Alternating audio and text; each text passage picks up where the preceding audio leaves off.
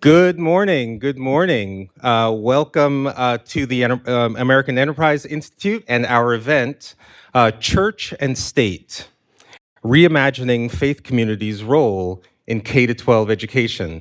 Very proud, American Enterprise Institute is partnering with the Seymour Institute for this event. Dr. Eugene and Jackie Rivers, very proud to partner with you.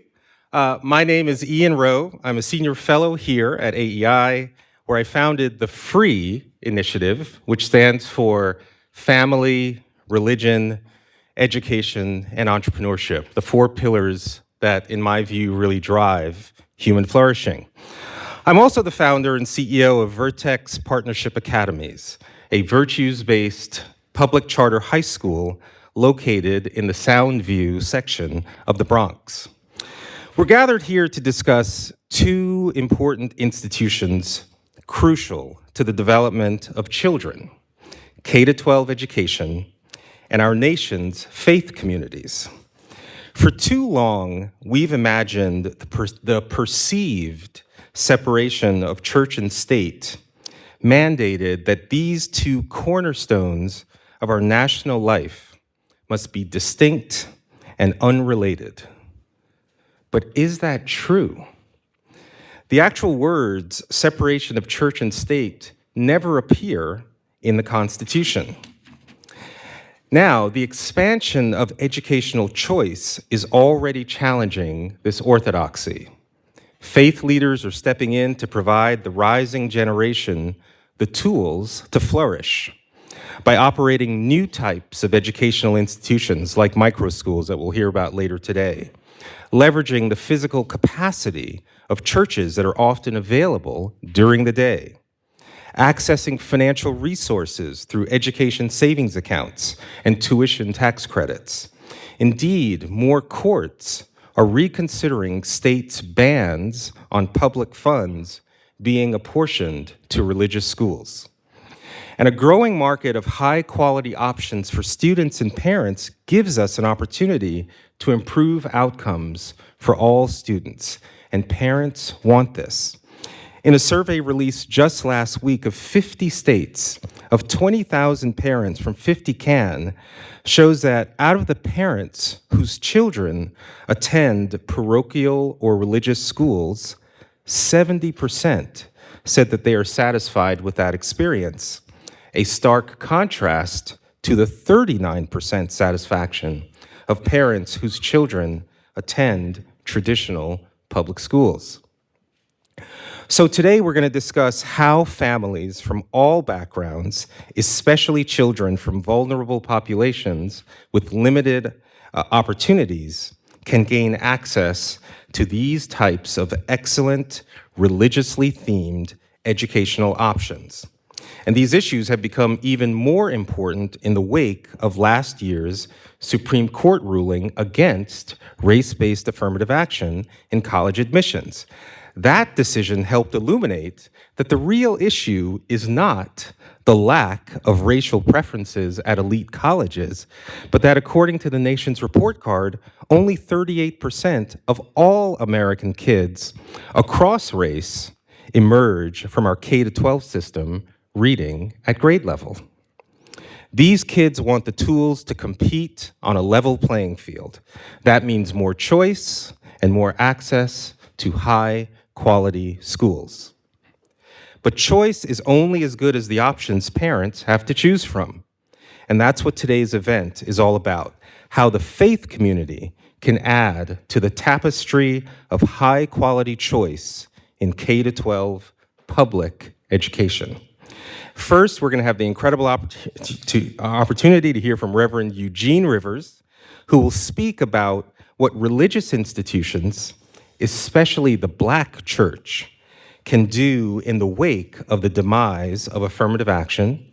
Following Reverend Rivers, Nicole Stella Garnett from the University of Notre Dame Law School will give an incredible keynote address on the myth of the separation of church and state. Dr. Garnett is actually sick, and she taped her remarks, and I think you're going to love them, so we're going to beam her in. Next, I will moderate a panel with Toyin Atalagvi, Robert Pundischio and Kendall Qualls, and how faith-based institutions are operating today in K-12.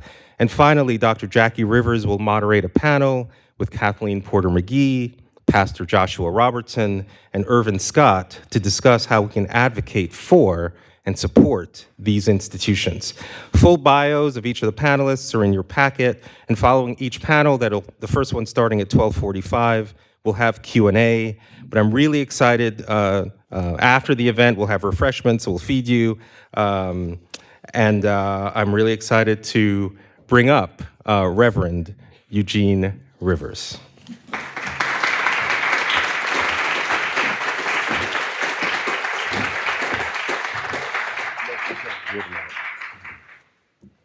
Good morning. As you have heard, my name is Reverend Eugene F. Rivers III. We're from Boston, and I'm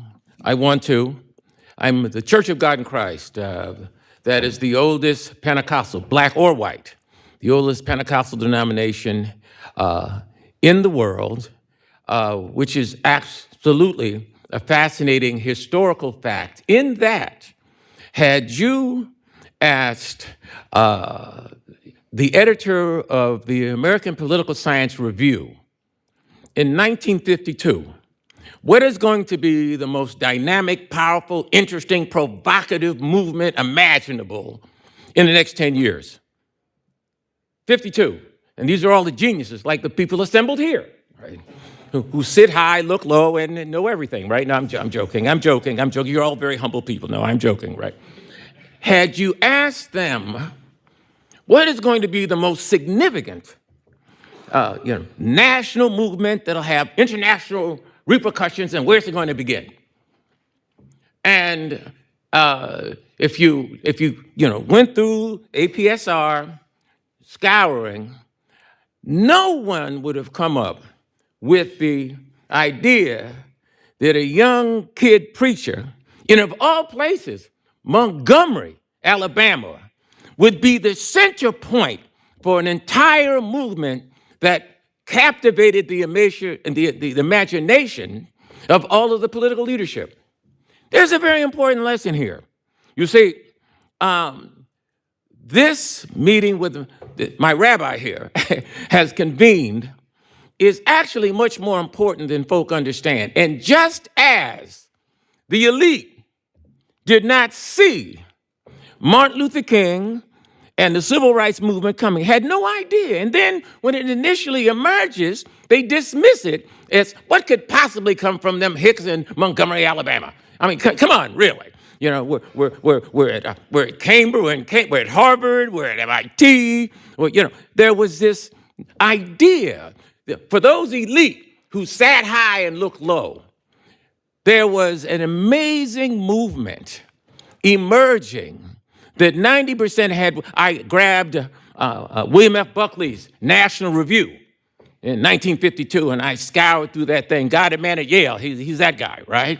And said, well, Mr. Buckley, you're a brilliant guy, Yale and all of that, and the National Review. Where are the next major forces going to emerge that are going to captivate the imaginations, not just of the public, but of the intelligentsia?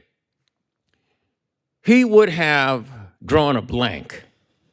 And my point is that we're here, and I'm thankful, and my Bishop Dorr, has blessed us on his way to his next meeting. He stopped by, and we're very thankful. And I want to raise a couple of, and I've got 10 minutes, right? And I've got 10 minutes. I'm a Kojic preacher, so you're going to see a miracle, right? So I'm going to, and methodologically, for those of you smug people, right, who aren't familiar with this tradition, this is the homiletic formula. Start slow, go low, strike fire, then retire. Okay, some of y'all even missed it. You heard what I said and you still missed it, right? and so what I want to do is suggest, and I'm so thankful for this occasion, because this must be the beginning of a national conversation which is independent of the partisan madness which now overtakes the country. We must ask ourselves conceptually, what are the historiographic assumptions which inform a coherent discussion of how, in this case, the Black church engages in the midst of the political and existential crisis that the country finds itself in? And this is very important because elites, as a rule, have not been the sharpest knives in the drawer when it's come to looking at where are the major intellectual, moral, philosophic, and political insurgencies. They miss it almost every time. And we're here today to explore how we engage. Now, a point I want to make is that your historiographic presuppositions regarding the historical evolution and development of the society and movements in general, especially those that serve the interests of the poor, right? No, we miss it. We missed King. We missed Birmingham. We missed Montgomery. I mean, it's actually a pretty achievement record, right? For brilliant, cognoscenti, right? A complete lack of comprehension. And the issue, as you pointed out, for the Black church, the church-state thing was never a thing. No, and see, here again, there's an interesting a dimension to this, in that the church-state debate has always been an elite debate. I'm gonna say that again, so some of y'all, I'm not sure if y'all, I don't know if you had your coffee yet. That's an elite debate that made no difference to the people who made a difference and transformed the world. So the church-state thing, it's appropriate because elites need something to talk about, right? So we'll talk about church-state stuff. While the poor, independently of the state and others, the poor organize, drawing on the spiritual and moral resources that have shaped their lives and provided the actual inspiration for the United States. Now, for us to have this, if this is the beginning of a conversation, we must have a new and more creative historiographic frame about how we engage in this. It was the Harvard philosopher at the turn of the last century, Charles Santayana, who observed that those who can't remember the past are sure enough going to repeat it. You don't learn the lessons of history, you will repeat that. And one of my friends that I always sort of looked up to and fascinating figure in American culture and intellectual, William Faulkner, Nobel laureate. He's got that great line that the more literate of you know, where he says, "The past is never dead. It's not even past." This is very, and Faulkner was a hardcore segregationist, didn't have much use for Martin Luther King. He was brilliant, excellent, novelist. And the insight that the past is not even past, as we move forward, there must be a much more sophisticated, a conceptual framework that understands that the realities of the poor and the philosophic, political presuppositions of the poor, they are radically different. And they recognize that we must advance our interests independent of discussions among elites which have no empirical or political bearing on the lives of the poorest of the poor.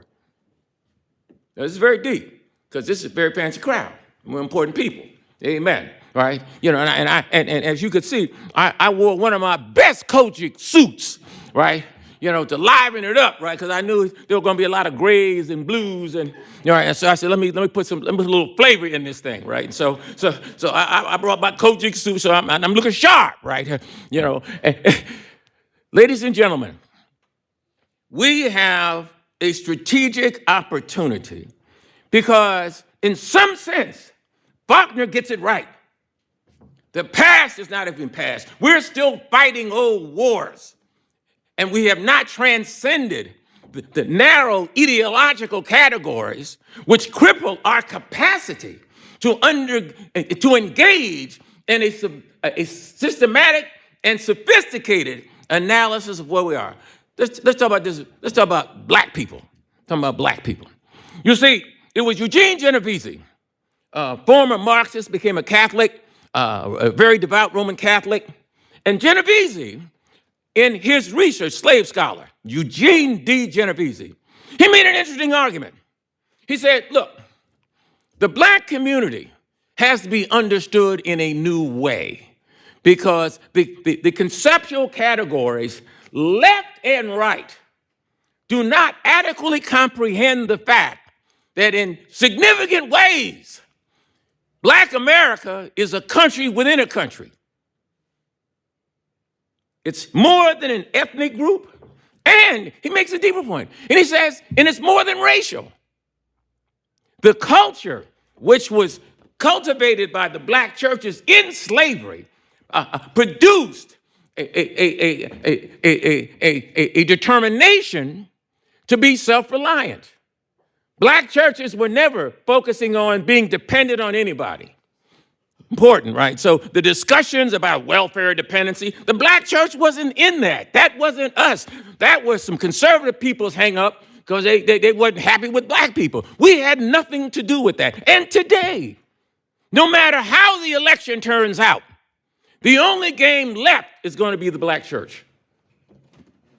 Now, some of you elite are not sophisticated enough to understand that there is a universe that exists, and we have to make the determination, and I'm bringing this thing in, that we are going to engage in a substantive dialogue which transcends the left, right, conservative, liberal, polarities, because those are completely irrelevant to the lives of the vast majority of black people who could not care less about right wing, left wing. They're not in that discussion because they're suffering and they're trying to make a difference in their lives. These preachers who do amazing work with limited resources. I want to really thank you, Doc, because this is part of what the new conversation has got to be about. You see, we were talking earlier and I said, look, for the black church, the question is, what do we do in a post-affirmative action America? The challenge for the black churches is we're not interested in the fancy policy fights. We must concern ourselves with how we mobilize the resources of the most important institution for the poor. And this will be increasingly the case. I'm very thankful and honored. Again, I thank my rabbi and in the bishop's absence. I am thankful to be here. We must learn the lesson from Santayana. Don't miss the lessons of history, because if we miss the important lessons of history, we will simply repeat them. And I drop the mic. Thank you.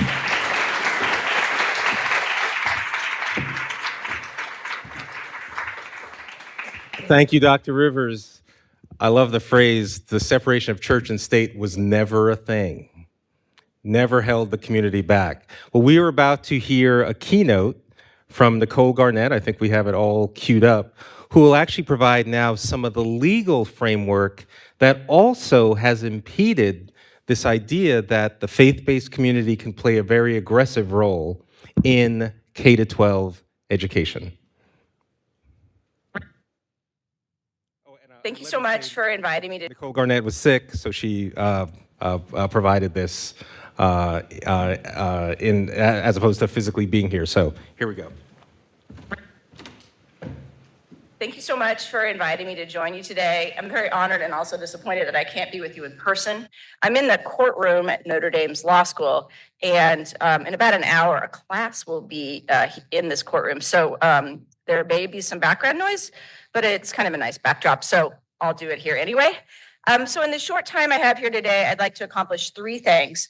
First, I'm going to give you some really good news about the constitutional law governing parental choice programs and the religious liberty rights of faith-based schools.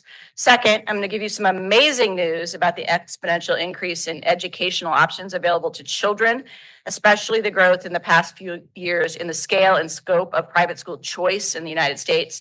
And then third, I want to explain why, in light of number one and number two, we need more high quality, affordable, private and faith-based schools, especially schools that serve low and moderate income families in states with parental choice.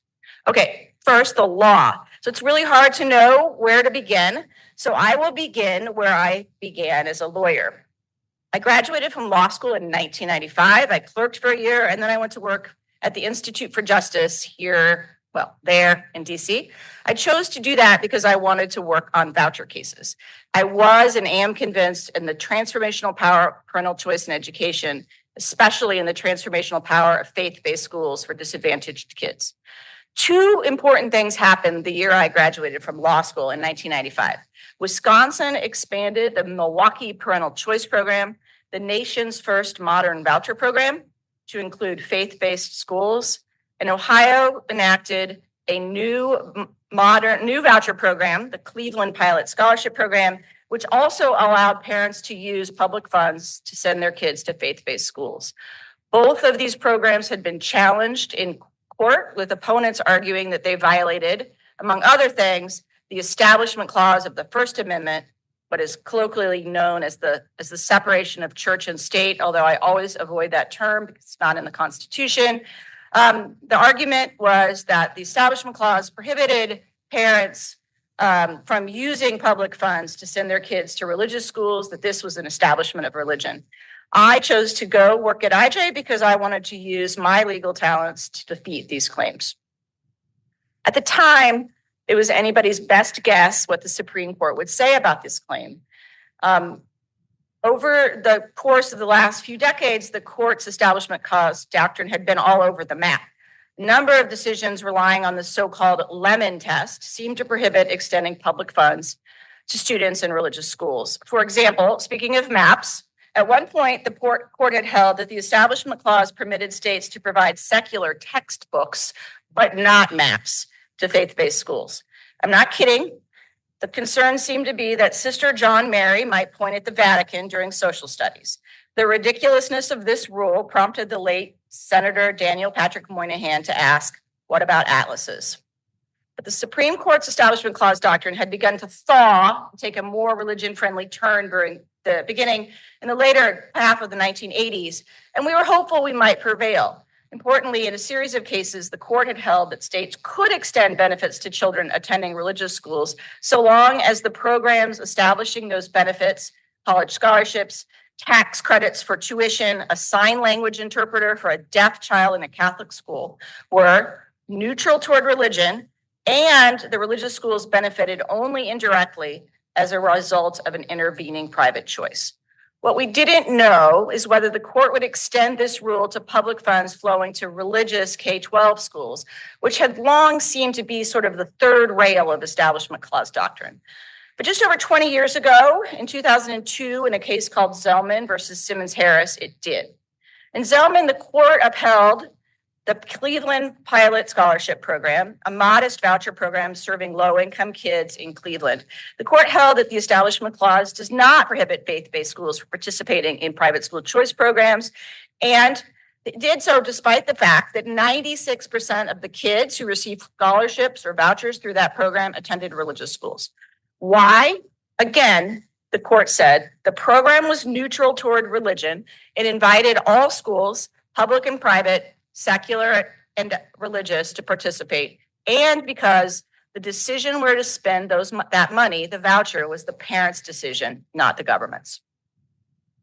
Zelman was a critical milestone because it cleared away the federal constitutional hurdles to allowing religious schools to participate in parental choice programs. But Zelman left important questions unanswered.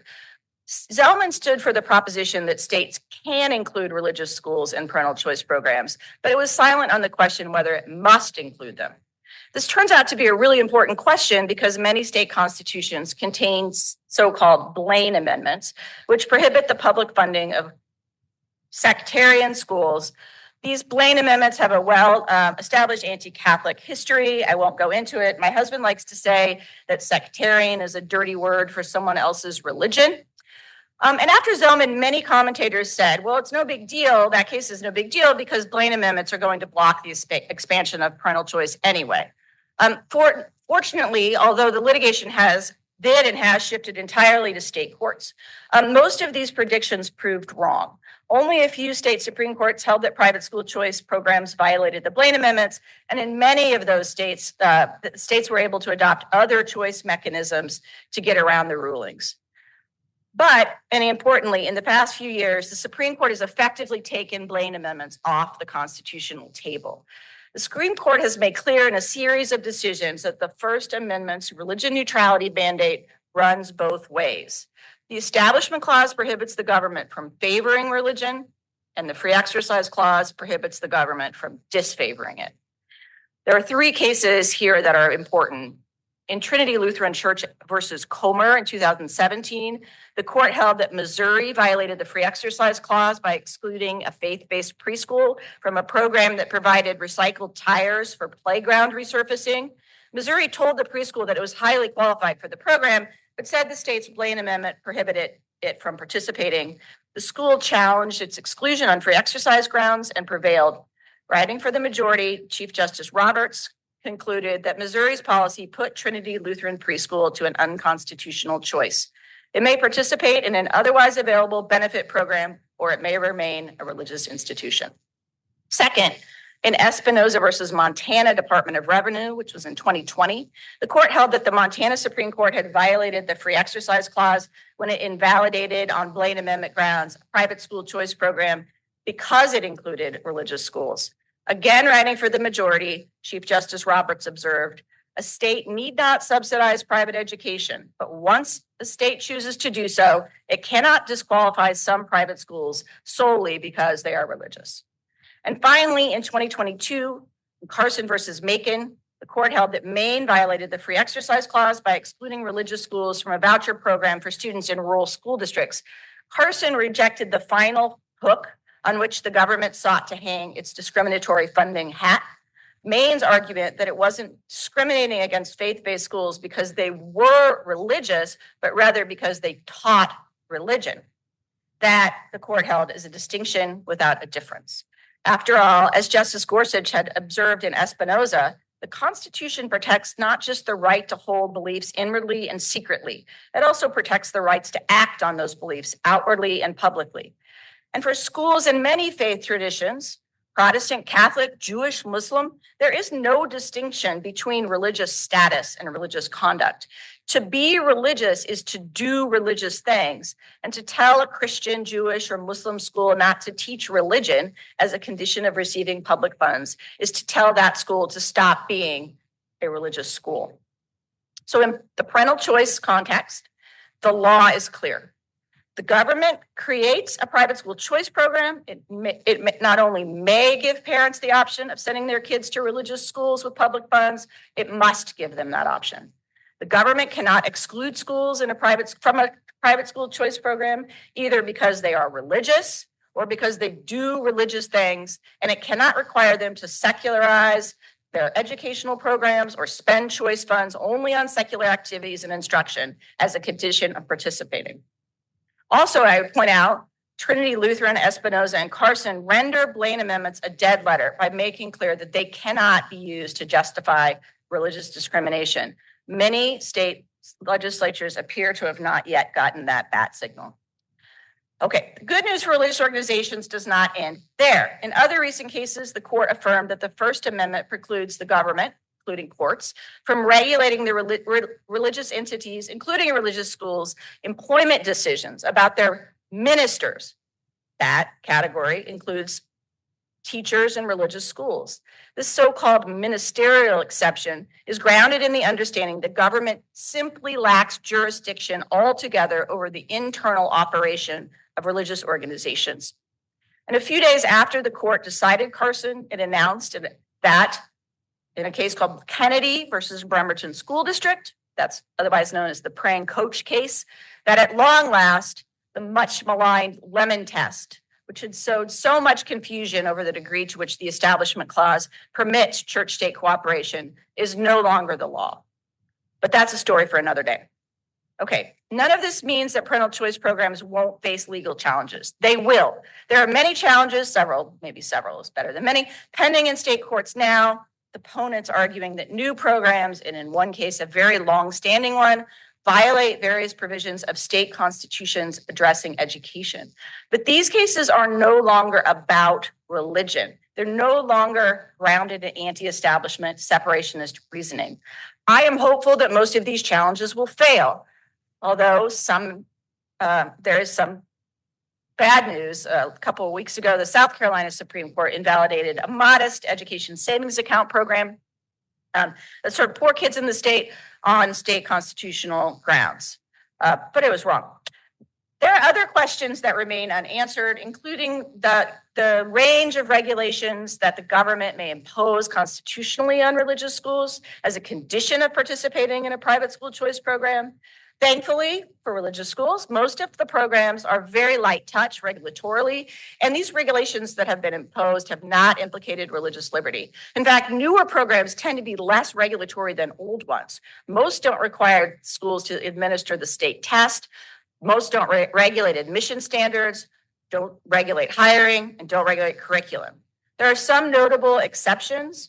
After Carson, Maine imposed regulations on schools, religious schools participating in its town tuitioning program that prohibited them from preferring co-religionists in hiring or admission, and actually even required the schools to accommodate dissenting religious voices if it talked about religion at all. Two federal district courts have upheld those regulations, noting that they do in fact implicate religious liberty, but concluding that the burden on religious liberty is minor. In Colorado, almost identical regulations have been enjoined by two federal district courts the judges both concluding that the regulations that said you cannot prefer co-religionists, you cannot exercise your ministerial exception rights, and you cannot talk about certain views of human sexuality had the effect of discriminating against some religious schools. There's also an open question about whether Carson's non-discrimination principle applies to laws prohibiting religious charter schools, which would be all of them. I'm known as the foremost anthill kicker on this issue. I think it does, at least in most states. Laws prohibiting religious charter schools are unconstitutional. But that question turns on whether charter schools are, for purposes of the federal constitution, private or governmental actors. And that is another long story. I will just say for the short end of the short story is the fact that they're called public schools is not the beginning, middle, and end of the story. The Oklahoma Supreme Court, in a case that I've been involved in from its inception, recently held that the Establishment Clause, state violated the Establishment Clause when it approved a religious charter school. And on Monday, the school filed a cert petition asking the Supreme Court to reverse that decision. So stay tuned. So that's the law. To summarize, religious schools not only can participate in private school choice programs, but must be permitted to do so. In most cases, the government not only does on the ground respect religious liberty and the autonomy of participating schools, but in some circumstances, such as the employment of teachers and other issues core to church autonomy, cannot interfere at all. Okay, so now I'm going to turn to policy, and this will be much briefer. The short story is we are in a school choice moment, the school choice moment. After more than 3 decades of incremental growth, the tide has turned in the battle for parental choice in education. Since 2020, 12 states Alabama, Arizona, Arkansas, Florida, Indiana, Iowa, Louisiana, North Carolina, Ohio, Oklahoma, Utah, and West Virginia have adopted new programs or expanded old ones to make all or most students in the state eligible to participate. Most of these states have embraced education savings account, a device, an innovative model of choice that is more than a voucher. ESAs empower parents to spend a portion of the public funds allocated for their children's education on a range of qualified expenses, including but not limited to tuition at a private school. Other things might be homeschooling expenses, curriculum, educational therapies, and some in Florida, equine therapy. Indiana and Ohio expanded eligibility for school voucher programs to all or most students. Oklahoma adopted a program of universal eligibility for refundable tax credits for private school tuition and homeschooling expenses. Several other states have adopted more targeted school choice programs benefiting low and moderate income students, students in failing school districts, or disabled students. All told, over 30 states now have at least one private school choice program that allows parents to put some public funds toward educational options other than public schools. So to put this in perspective, when I was a young lawyer fighting over the constitutionality of the first two voucher programs in Milwaukee and Cleveland, we were fighting about 2,000 kids participating in two small means-tested programs. Today, about 1 million kids participate in a private choice program, and according to EdChoice, over 20 million children and growing are eligible to participate in one or more programs, and that's about 36% of the students in the country. So it's been, for advocates like me, it's been a wild and exhilarating ride. But the battle for school choice is not over. And I'd like to close with a challenge to all of you, both to the school choice movement, for all of you, and to all people that you know who care about helping kids find the best educational options for themselves, helping parents find the best educational options for their kids. This is the challenge. If school choice is to succeed, we need more and better private educational options. ESAs expand this need beyond bricks and mortar schools to other educational services, but I'm particularly interested in schools and particular faith-based schools. If school choice is to succeed, we need more and better schools to participate in these programs. We need more affordable faith-based schools serving low and moderate income kids in particular. We don't need to just fill empty seats in existing private schools. We need more seats and more schools. Faith-based schools matter in particular for many reasons. One is they are affordable. Most secular private schools in this country the tuition is more than $20,000.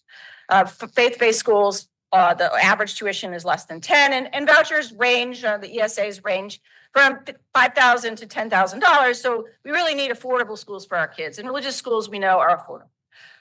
The research also tells us that religious schools excel at educating kids, especially kids that come from modest and even quite difficult backgrounds. Even more important than academic or text-based outcomes, the research tells us that kids who participate in a private school choice program are more likely to stay in school, graduate from high school, graduate from college, get jobs, get married, stay married, and become productive citizens. Almost all of the kids who participate in private school choice programs attend a religious school, both because those schools are affordable and because private schools located in lower income neighborhoods. Why are these schools successful? Well, editorializing here. Faith-based schools do more than educate minds, they form hearts and souls. They are full of adults who believe that the children entrusted to their care are made in the image and likeness of a loving God. And because of this, they believe that they have a duty to bring each child to their full God-given potential. And there is something else. These kids, these adults, these teachers in religious schools, these principals, the pastors, they don't just teach these kids, they love them. I clerked for Justice Thomas, and he loved to talk about his nuns, the women, Irish Franciscans who saved his life along with his grandparents. And years later, he asked his favorite teacher, his 8th grade teacher, Sister Mary Virgilius, who died a few years ago, how did you do so much with so little? How did you educate us? Turn these poor Black kids in Savannah, Georgia, in a segregated Catholic school, turn them into doctors and lawyers and teachers and successful businessmen and women. We had nothing. The society against you, as a society was against you. And Sister Mary Virgilius said, we lived with you and you knew that we loved you. Far too many faith-based schools, including this school, have closed. They closed before parental choice was a reality, and in part because parental choice was not a reality. This is especially true of urban Catholic schools. Replacing these schools that have disappeared with new schools, perhaps reopening some old ones, is no small task, but it is a critical one. When parental choice resources become available, we need, and religious leaders in particular perhaps, need to resolve to reopen closed schools, to open new schools, and to welcome the kids that are toughest to educate, to prove that to the world that choice can transform lives and communities. Thank you. Sorry I can't be with you here today.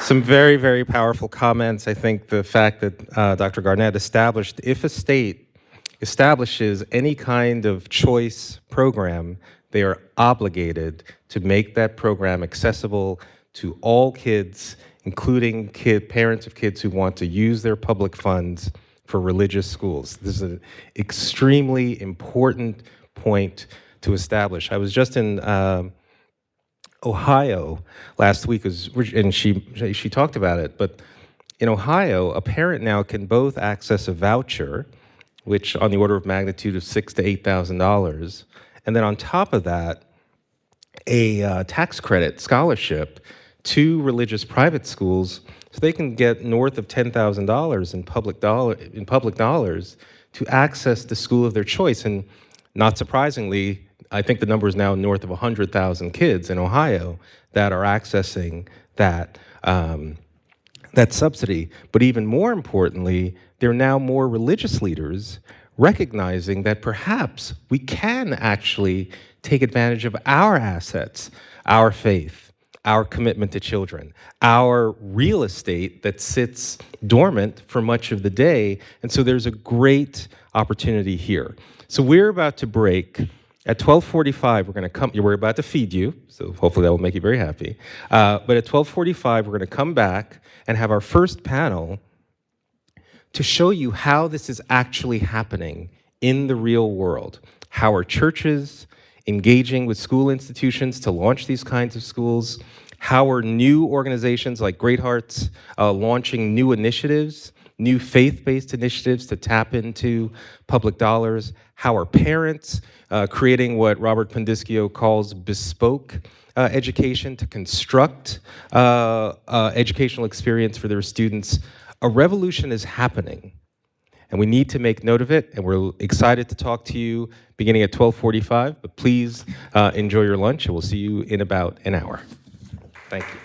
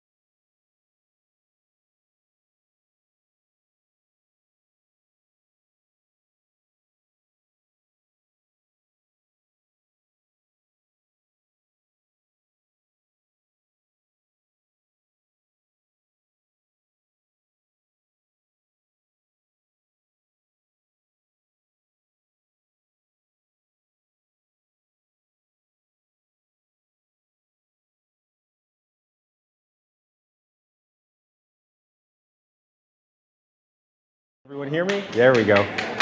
All right, welcome back, welcome back. So we had two very powerful keynote presentations this morning, one from Reverend Rivers, who established that, particularly for the Black church, there was never this idea that the separation of church and state was ever a thing, right? That the Black church and other faith-based leaders, they knew that they had a moral authority to act, to serve the most disadvantaged within their communities. And then Nicole Garnett gave a powerful overview of this myth of the separation of church and state, that those words don't even exist in the Constitution, that if a state establishes any kind of choice program, it cannot legally discriminate against providing access to kids who want to use those public funds to access public dollars. And so we're really excited now to have two great panels this afternoon. First, we have a panel of practitioners in different ways who can speak from the perspective of faith-based school that very much is emblematic of what Nicole Garnett was speaking about, from the perspective of parents who are now taking advantage of these resources, and then finally, someone who can also talk from the perspective of church leaders who are now opening up their facilities to partner to create micro schools. So each of our guests, Toyin, Robert, and Kendall, will speak for about 5 to 7 minutes on their particular initiative, and then we'll have an open discussion and open it up for Q&A. But we're going to start with Toyin Atolagvi, who's the executive director of Great Hearts Christos, a new network of Christian schools that's accessing public funds, and in very many ways represents exactly what Nicole Garnett was talking about. This call to action to faith-based leaders that now that there are additional public resources for private school choice, we need more high-quality schools. So Toyin, please let us know about Great Hearts Christos. Okay. Good afternoon, everybody. My name is Toyin Atolagbe. Like Ian said, I serve Great Hearts Christos as executive director. I joined Great Hearts about 14 years ago when I was looking for a school for my son. We had just moved from New York, and he was attending a classical school. And I was very familiar with classical education, and I knew that was what I wanted for my son. And so when we moved to Arizona, I started looking for a classical school for him. The first year, he didn't get into Great Hearts. The second year, I called the Great Hearts office saying, because it's a lottery, it was a charter school. I said, there must be some other way to get my son into this school. My son has to go to a classical school, because what I want for him is a classical education. And I was told I had to become a faculty member, which I frowned against because I was teaching English composition at one of our community colleges, Chandler Gilbert Community College. And I remember going home to my husband saying, can you imagine, the only way our son can get in is if I go and teach at an elementary school. And my husband said, well, for the desperation you've always had about a classical school, I think it's a sacrifice worth making. I said, what? Are you out of your mind? I don't want to run after children anymore. But I prayed, I slept through the night, and the thought of the hope of him getting into a classical school, it never, ever, ever left my mind the entire night. I woke up the next morning, headed to their head office, and I said, yes, I want to teach. And that's how I joined Great Hearts. And it has been the most fulfilling experience for me. My little boy is now a senior at Arizona State College, University. Every day he comes home to tell me how worthwhile that sacrifice I made to go back into a second grade classroom has made in his life. I tell that story because classical education is worth whatever sacrifice that we all have to make to ensure that it happens. And so 12 years after, I taught for 4 years, I was an admin, I was headmaster at Archway Lincoln for 7 years. After doing all of that, Great Hearts announced they were opening a classical Christian school, which is Great Hearts Christos. And I remember at the headmaster meeting when Dan Scoggin, our co-founder, made that announcement, the same feeling I had about making a sacrifice for my son 12 years ago, that feeling came back again. That what? Kids get classical education plus a Christian education. I remember calling Dan Scoggin saying, count me in, how can I help? And that was where my journey with Christos started, and I ended up being the executive director for Great Hearts Christos. We are in our second year. We have 2 schools. We have Great Hearts Christos in Gilbert, and we have Great Hearts Catalyst in Phoenix. One is in the middle class area, if you know the Gilbert area very well. Great Hearts Catalyst is right in the middle of Maryville, which is a low income area. Last year, we had about 48 students on the Phoenix campus. This year, we've multiplied that number. We're now at about 92 students. And same thing on the Gilbert campus. I am really excited for the growth that we're seeing, especially in our inner city kids. I mean, think about a 4th grader coming to school not knowing how to read the word IS. And now they're reading at a lower 2nd grade level. And those are the transformational changes that we're seeing at our school that has kept me really, really pumped up about promoting this kind of education for our children. And it's not just educating their minds, like Nicole Garnett said this morning, it's also the heart. Just seeing these little children come to school every day and express their love for the Lord has been extremely empowering for me as a school leader. So. Yeah, and then just structurally, before we come to you, Robert, structurally, these Christos schools, unlike the Great Hearts public charter school network, these are private schools. They are private Christian And how schools. is it that they're now able to receive funds? Well, Governor Ducey started the ESAs, approved the ESAs about 3 years ago in Arizona before he left. And basically what the ESA is an empowerment scholarship account that you qualify for as an Arizona resident. I think that's the biggest qualification you need to have for your children to qualify for the ESA funds. Depending on the level of education for your child, kindergarten students get $4,500, elementary students get $7,500, and high school students get $9,500. And the only qualification for the ESA is to be a resident of Arizona. And this has afforded many parents that would normally not seek a Christian private education the opportunity to give their children access to this beautiful education. And would you say that the reason Great Hearts Academy, again, a public charter school network, launched Christos is because of the ESA structure? Absolutely. And if I may, it's designed to cost, or it's priced at a point that the ESA will cover all or most of the cost. So in other words, this opens a private education to low-income families. That's right. Right. Which is huge, by the way, That's because so much of the criticism of ESAs is, oh, it's welfare for the rich. You're giving a subsidy to people who are already in private school. Well, talk to Twan. Excellent. Well, Robert Pendiscio is always a master of words.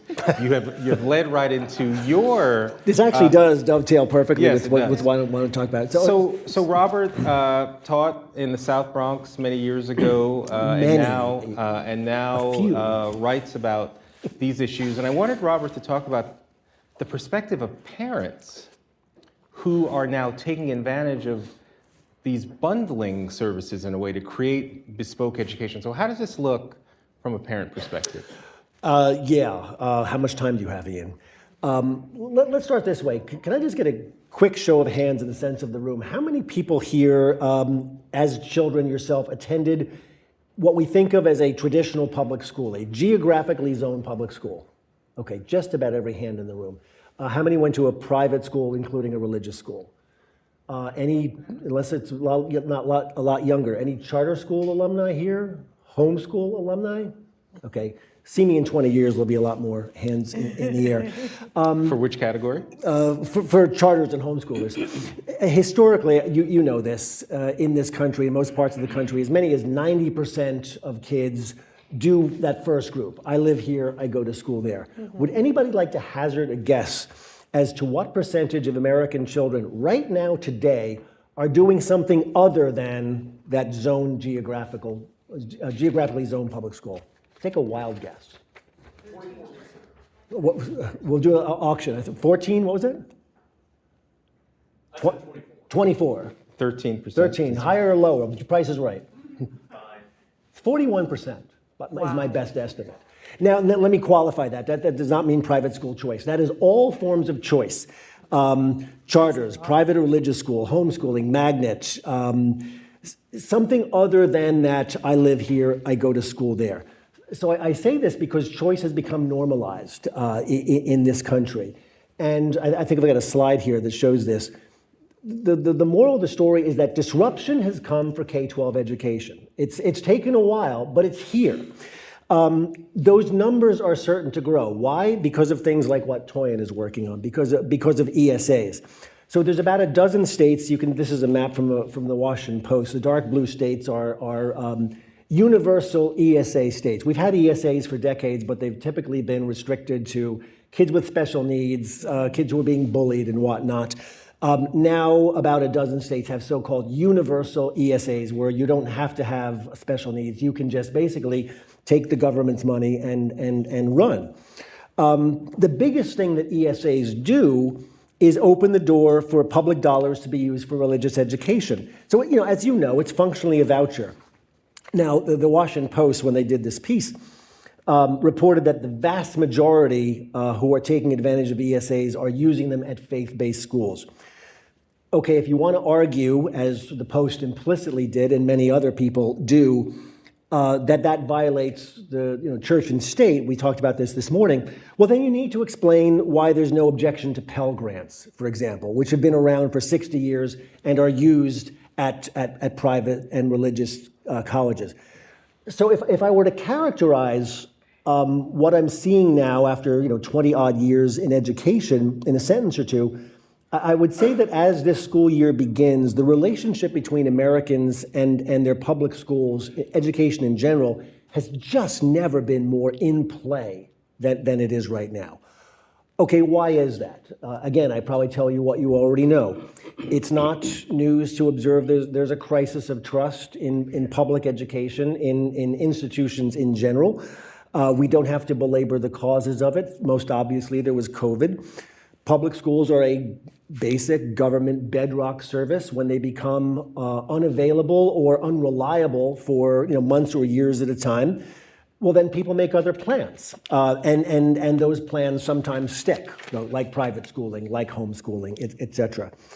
I work on curriculum and instruction a lot in my work. Well, for years, the American classroom has been a bit of a black box.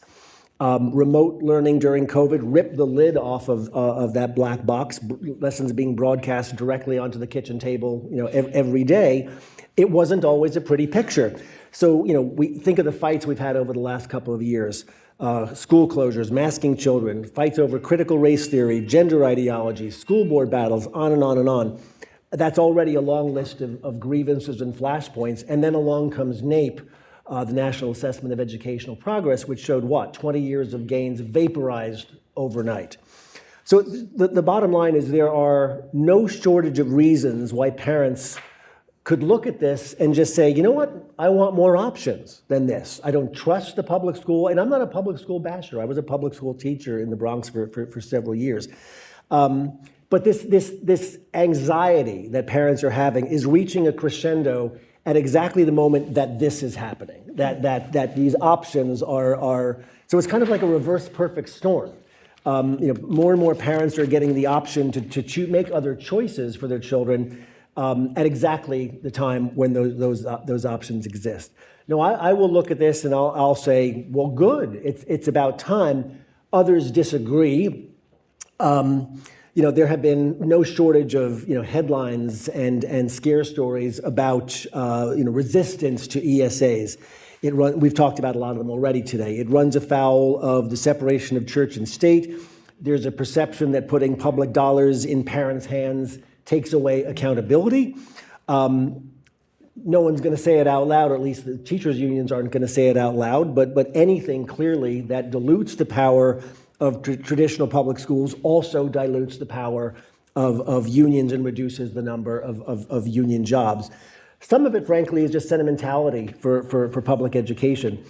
But let's talk about religious education, because I think it's one of the most underappreciated facets of the ESA revolution. I've got a quote here from a University of California scholar by the name of William James. The next one, if you would, Joe. There you go. So a few years ago, just as a kind of a war story, I spent a year embedded at a Success Academy charter school in New York City to write a book about success. It was a school that was literally across the street from where I'd been a student teacher and in the same New York City neighborhood where I taught fifth grade for 5 years.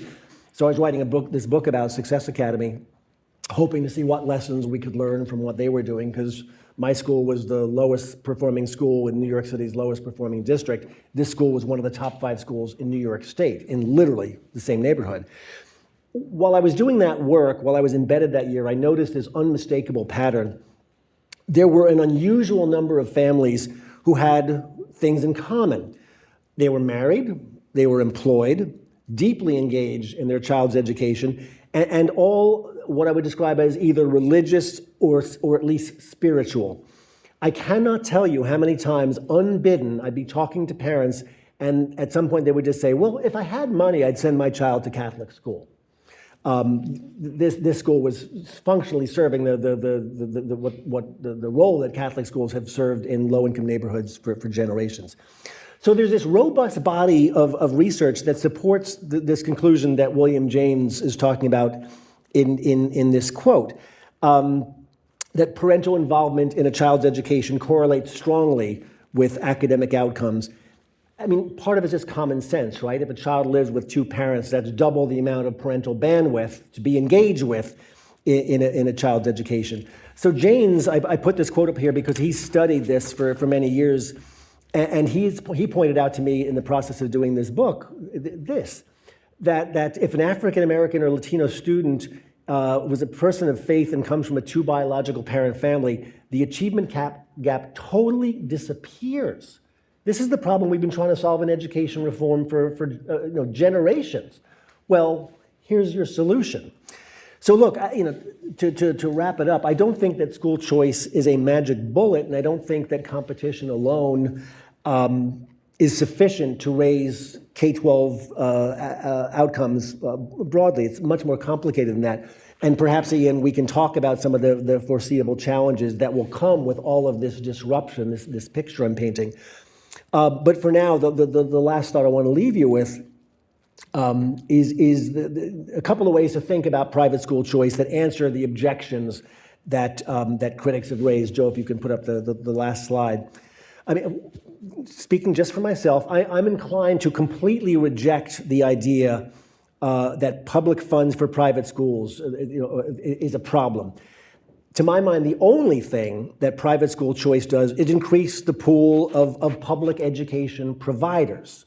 In other words, let's get away from this dichotomy of public dollars going to private schools. The only thing we're changing is who gets to educate the public. That's it. The same, by the way, is true for those, including, frankly, some of our friends on the right, who insist that choice is a giveaway to the rich, or that we should means test ESAs. Well, we don't means test public schools, right? It's free. We socialize the cost. You pay for it whether you have 10 children or no children. So why would we means test a different flavor of public education? That's not what we do in this country. In other words, we're just increasing the pool of providers. The bottom line for my purposes here is, look, the public's interest is served by a good outcome. That's why we socialize the cost of education. That's why education is free. I was saying this morning to Rachel. You cannot make me care under whose roof that occurs. A good outcome is a good outcome. The public's interest is served by a good outcome, whether it's secular, whether it's religious, whether it's public, or what we now, I'm going to start using air quotes when we say private. Public dollars to a private school is public education. The alpha and omega of the public interest is that good outcome. And with that, I'll stop. All right, excellent, Robert. And later, I'll definitely want to get into some specific examples of how parents are piecing together their educational package for students. But Kendall Qualls, let me end with your presentation. Kendall was a gubernatorial. He was running for governor in Minnesota a couple years ago. Hopefully, you will continue to fight that fight. But has also now just launched Washington Academies in micro schools in partnership with African American churches, or some African American churches. Broadly. Broadly. And we'll talk. Yeah, so give us a perspective of what that's been like. Sure. And also, what's in it for the church leaders who are now opening their doors to what you are providing for children? So as Ian said, we started our nonprofit Take Charge a few years ago, and we're spinning out as our first healthy child, Washington Academy. But let me explain why. I think the why we're doing it at a macro level gives you an idea then more important than what we're doing. So if you would then, the next slide, please. This is the premise of our organization, that the promise of America is available to everyone regardless of race or social station. You're looking at a guy that went to a public school, inner city public school in Harlem, New York in the late 60s and early 70s. Broken family, later started 5th grade with my father, living with my father in Oklahoma in the trailer park. I got enough of a public school education to be competitive in the private marketplace. I had a career in healthcare, finished as a global vice president for a Fortune 100 company. If I can do it, these kids can do it. Unfortunately, these kids are not getting what I got years ago in inner city Harlem or in Oklahoma. So this is why we're doing it. Next slide. Let me give you an idea. So these 3 things. We're going to talk about the severe achievement gap that we have and ongoing, and it's declining. In 2019, the Federal Reserve Bank of Minneapolis reported that Minnesota had the largest racial gap between black and white students than any state in the country. And it's gotten worse in the last 5 years. Not better, they've gotten worse. And it's been like that for decades. The third one is that we have a moral and cultural collapse in the black community. Look, when we take our intact families to these after-school programs, and we give them the success sequence, they're there, one couple, their children. You can have a life like this too. They're speaking to elementary school kids. Just do these things, graduate from high school, go into the trades or go to college, doesn't make a difference. One's not better than the other, it's what's best for you. And then make sure you get married first and have kids. And these children were saying, wait a minute, why do I have to wait to have kids? And it tells you the complete moral collapse that we didn't used to live like this as a culture in the black community. And the last one is civics. We have a generation of kids now, right now, the least patriotic generation in a country's history, and they don't know their country, and it's being deliberate. I call this at the macro level, what's going on in our country. These things I call is a national security issue. It's a national issue. Next slide.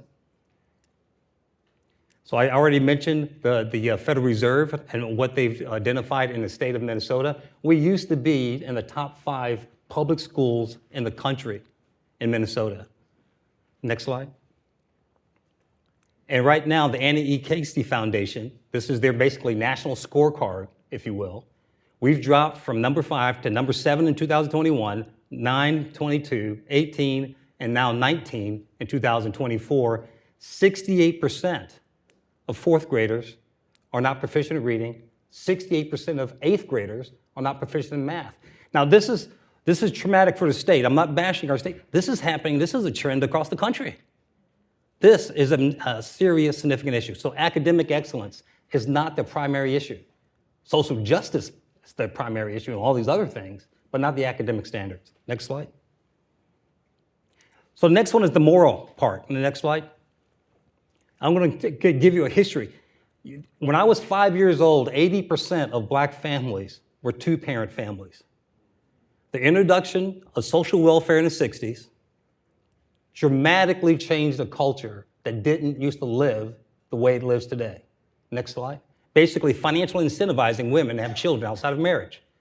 So from 1890 to 1970, black women were more likely to be married than white women. And you can see the catastrophic increase of non-married women coincidentally happening at the same time of those social welfare programs. Next slide. And there was a significant statistical separation between other ethnic groups when they were all identically the same prior to 1960. And you can see the separation over time. Next slide. And what that did is significant out-of-wedlock birth, and all of us know the data in the reports. In our state, next slide, in our state, nearly 90% of kids are born year to year without a father in the home. Now here's the pushback that I'll get sometimes from the secular world in our community. Well, wait a minute, they may not be married, but there's a father there. Look, I don't buy that, okay? Our ancestors had it much, much worse, and they didn't delve into this thing. This is a moral issue. And the reason I say this is because there was a study done at the University of Michigan. Today, 59% of mothers in the Black community are mothers of children from multiple fathers. Didn't used to happen. Next slide. And this is what's transformed. In literally 50 years in my lifetime, the culture has been shifted from a God-centered culture to a government-dependent culture. Now, these are not just stock photos. That family there that you see, mother and father, that's my wife's, that's my father-in-law, my mother-in-law, and the three of my wife's older siblings. They didn't have they didn't have a college education. In fact, he went back to get his high school graduation. Mother only finished the 8th grade. Even though they didn't have the education, they had the education from a moral foundation of a graduate student. They knew how to live based on the scripture and what they were taught in church. What's happening today in the Black community has been a complete collapse. I'll just say this. If the Black community was a gray wolf or a bear, a grizzly bear, there would be all kinds of galas and fundraisers of restoring the Black community. There would be a bumper sticker right next to Free Tibet of Save the Black Family. But because they're used as a political hockey stick, if you will, a chess piece, they've allowed this languish to where we are today. And so we're doing something. That's why Take Charge is there. Next slide. So last section, why this is important, civics. We have a generation of kids that don't know they're privileged to be American citizens. Not just in the Black community, I'm going to say all around. The Pew Research Foundations have studies on this that show that this generation, least patriotic. There's some data that was done. I think my wife Sheila had a survey that 60% of kids today would give up their freedom of speech to keep TikTok. So it's basically, if you could keep one or the other, what would you give up? 60% of them chose to keep TikTok rather than freedom of speech. Next slide. So this video I'm getting ready to show you, this was an excerpt from a train-the-trainer program. 3 university professors, one from Columbia University, one from the University of Illinois, and the other one from Loyola University. They were training social studies teachers in our state. In fact, these are consultants. They were doing this training all across the country, the social studies teachers, so the teachers then can train the students. So go ahead, roll clip. There should have been video there. Hold there for a second. There we go. It pervades everything that we do, how we start a meeting even. Agenda items. That's whiteness, right? We're going to push these systems and we're going to use these systems for the best of our ability. And then when we can destroy them, we're going to keep destroying. So destroying capitalism is a part of our freedom dream. It's a part of the long-term goal. But like we know, folks like this tell us, is that we need a 40-year plan. We need a 50-year plan for freedom. And anti-capitalism is part of that 50, 60-year plan towards freedom. So look, when it comes to this idea of church and state, they're already doing it. It's an anti-American, anti-capitalist, anti-American message that they've been training teachers, and this has been going on for quite some time. Next slide. Why do I say that? There was a study done, 41,000 Americans, all they did was give them the citizenship test. Those that were older than 60 years of age, 74% of them could pass the test. And it's not like those 60-year-olds went in school anytime soon, right? They just remember it. Those that were under 45 years of age, only 19% could pass the citizenship test. My friends, I tell you, this is deliberate. It's not like the IQs are lower in that group. It's because they've never been taught these issues. They've been taught all the sins of our history, but none of its virtues. Okay, next slide. So that leads me to why we're doing it. So this lists that was the why, those 3 main points, and this is what we're doing. We started a Washington Academy. We named it both after George Washington and Booker T. Washington. And the idea is that we're embracing the Founding Fathers. Thank God for them and their work. We're not judging them on the standard of today versus the standard they lived in. Pretty much slavery was universal around the world. And what people don't want to know, and when you teach history, is that George Washington freed his slaves in his will. Booker T. Washington, born a slave, became an advisor to 2 presidents during his lifetime. So we named it after those 2 that give the character of our nation, the character of the people that have been involved. We're leveraging existing infrastructure. So we basically we segment the market. We go to pastors, and we make sure we go into Bible-centered, God-centered pastors. And I'm going to tell you, I know this is a very scholarly organization. We're not going to Al Sharptons. We're weeding those people out, the ones that are aligned to politicians, and we're going to the ones that are centered in Scripture, centered in God. And we're focusing with them, and we're basically leasing out their churches that are nearly not occupied or low occupancy during the week. And we're starting with K through 2, and each year we're going to increase that academically. The reason why we're not starting with K through 12, if we get these kids from the public school, unfortunately, they aren't reading at grade level. It'll spend us a year to help get them there, and they're already behind the year they're in. So we're starting with a new cohort, and we'll increase it every academic year. We raise funds so that the poor and working class families, that they have to have skin in the game. So we're paying for 90% of the cost. They're paying for 10% of the cost. We're roughly about $150 to $200 a month. It's a hub and spoke operation, if you will, and we're focused on the classics. We're in discussions right now with Hillsdale College. They produce a K through 12 curricula and for free, and we're working with them to get certified in their curricula. And it's again, what we're trying to operate is a turnkey model, low-cost model, turnkey for pastors and the churches, low cost for parents. Next slide. And so far, we have 1 school already in South Haven, Mississippi this year. This was our first one we started. South Haven, to give you a geographic, about 30 minutes south of Memphis, Tennessee. And these are the schools highlighted where we have interest from parties that we're working on getting certified for the fall of 2025. Now, I had to send this slide 2 weeks ago. Those yellow bubbles there are nearly doubled. We have people that have called from Nevada for us, from Omaha, Nebraska. I think Nebraska's there. Some other churches around the country, because what we're doing can be easily scaled. We have a centralized operation. We hire the teachers. We have the curricula, and we're just making sure that the foundational principles are being laid down, that the curricula is being followed in a centralized way in the same standards. And with that being said, Ian, I'll turn it back to you. Yeah, thank you.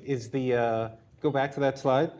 Is the criteria that you're using to choose the states, is that connected at all to whether or not those states have voucher type programs? No, that's not the criteria. The criteria is the parents there are begging for help. And we'll raise the funds to make it happen. And my wife, who's the executive director managing this, she's like, whoa, slow down. All of these things are just popping up all over the country. At the end of the day, I'm convinced that Americans from all generations see the dangers of what's happening in our school systems, and we'll get the funds to make this work. Fantastic. All right. So I want to pose a question, because Kendall, you just said some very powerful things, one of which you talked about a pretty prickly issue, which is the change in the nature of family structure that has had a fundamental impact on the lives. I mean, the non-marital birth rates that you showed certainly have skyrocketed in the Black community, but now they're higher in the white community than when Daniel Patrick Moynihan called the crisis in the mid-1960s. Exactly. Does the advent of more religious instruction, because I talk about these issues a lot, and I will tell you, I am often attacked for these issues because you're blaming the victim, you're taking attention away from the real issue, which are the structural barriers, the structural racism.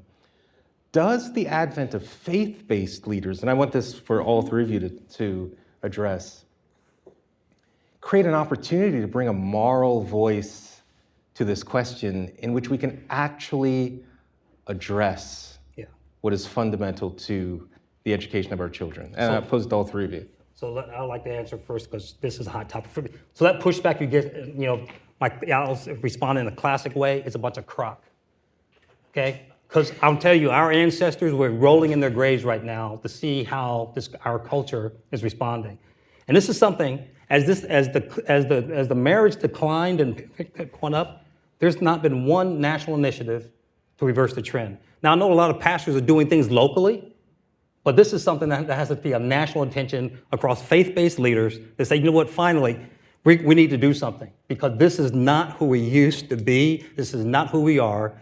And there's, if you know Scripture, there's been times in Scripture, especially in the Old Testament, where this has happened to a culture and they got back by getting back to the basics. This is not going back to 1950. This is going back, there's a new coach coming in. This is a football, and this is how we're going to win the game because we know how to play. We know how to play the game. It's the same thing right here. The fact that nothing has been done doesn't mean, up until now, doesn't mean that nothing can be done, and it will be. And I'll end with this. When I go into the Black community and I speak about these initiatives and what we want to do and the vision for what we're trying to cast, there are Black women that are applauding because they want it, these kids, because they're alone. And our prisons are full of young boys wishing they had fathers at home. Everyone that's to have stake in this wants what the vision is, except the policy people, because their power would be shifted. Go ahead. And Robert? Yeah, I truly agree that faith-based leaders have to lend their voices to this conversation. Because if you look at the past, the three institutions that have the greatest influence over the human is the home, the church, and the school. I don't think that in this current dispensation that our new generation of children can survive without the influence of these three powerful institutions. As faith-based leaders, you can stay in your churches, preach from the pews every Sunday, and expect to build God's kingdom. But what I am saying to faith-based leaders lately is that you now have an inattentive audience in your congregation, unsettled humans in your congregation. Some of them do not even know how to listen attentively. They come in there in the physical, but they are passive attenders in your church. And so what I say to faith-based leaders and what Great Hearts Christos is trying to do is to use an all-hands-on-deck approach to infuse a sense of urgency about a whole generation that we're losing. If you look at the statistics, Gen Z, they're not going to church anymore because there are some more powerful influencers. I mean, some people hate to say it, they hate to hear when I say they're powerful. Many of them are online, they're faceless, we don't even know what they look like. And these are the new generation of influencers that are inspiring your children, so-called inspiration, right?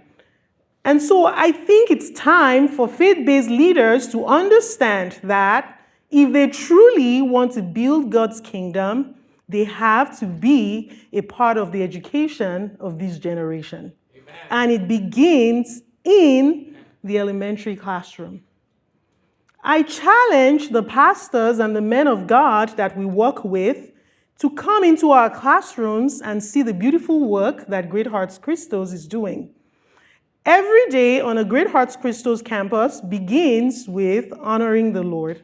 We have chapel every day.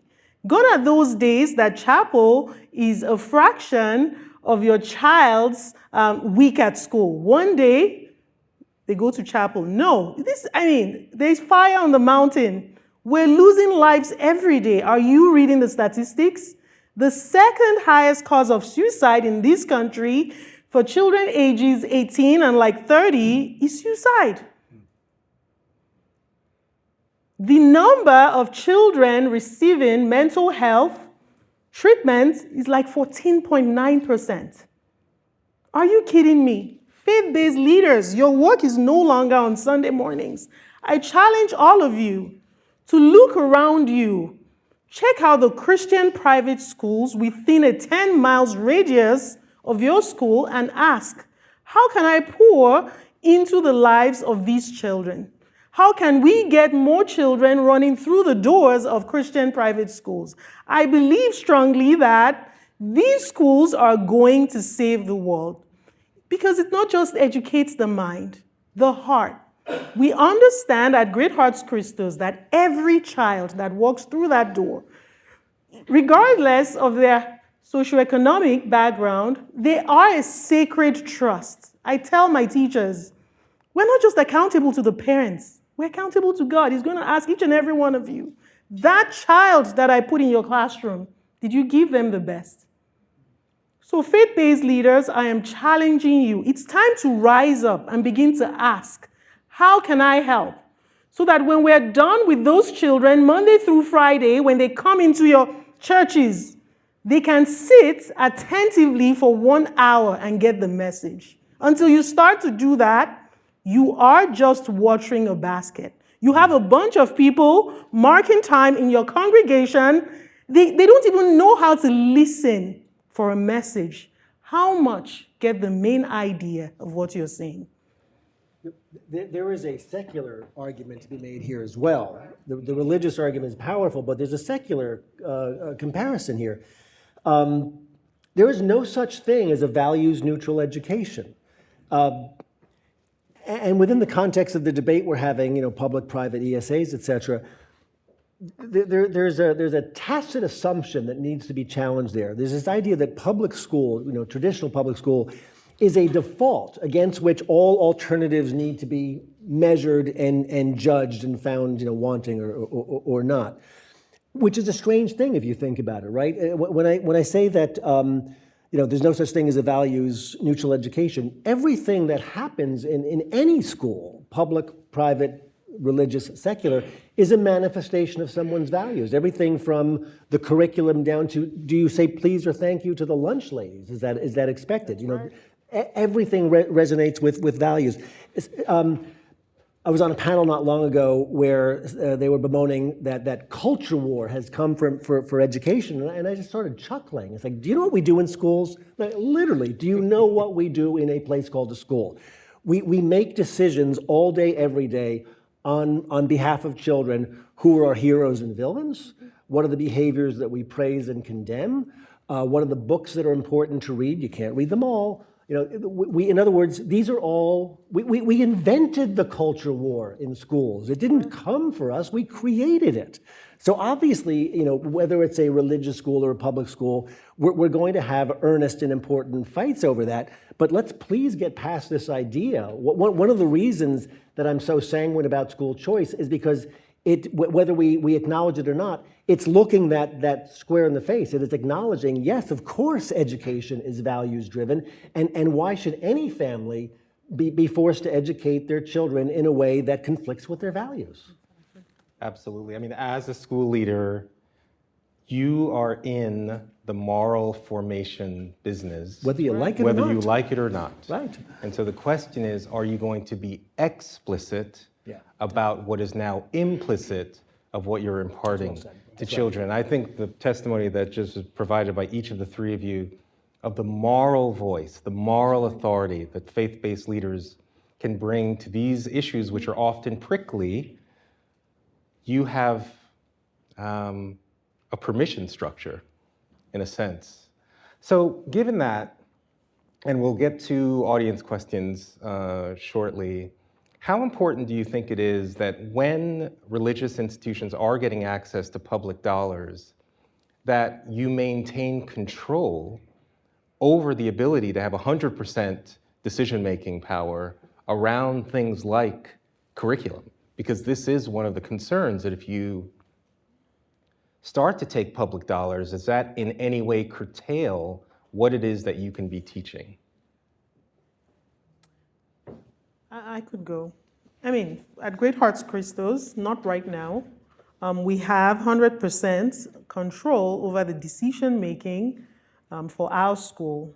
We choose our curriculum, we choose the teachers, and we choose what we're teaching. And for us, the ultimate goal of education is to educate our children intellectually, morally, and spiritually. And so every decision we make is geared towards achieving that sole purpose. And despite collecting the ESAs and STOs too, because we don't remember to talk about the STOs, the student tuition scholarships, there's no oversight from the government. It's based on trust.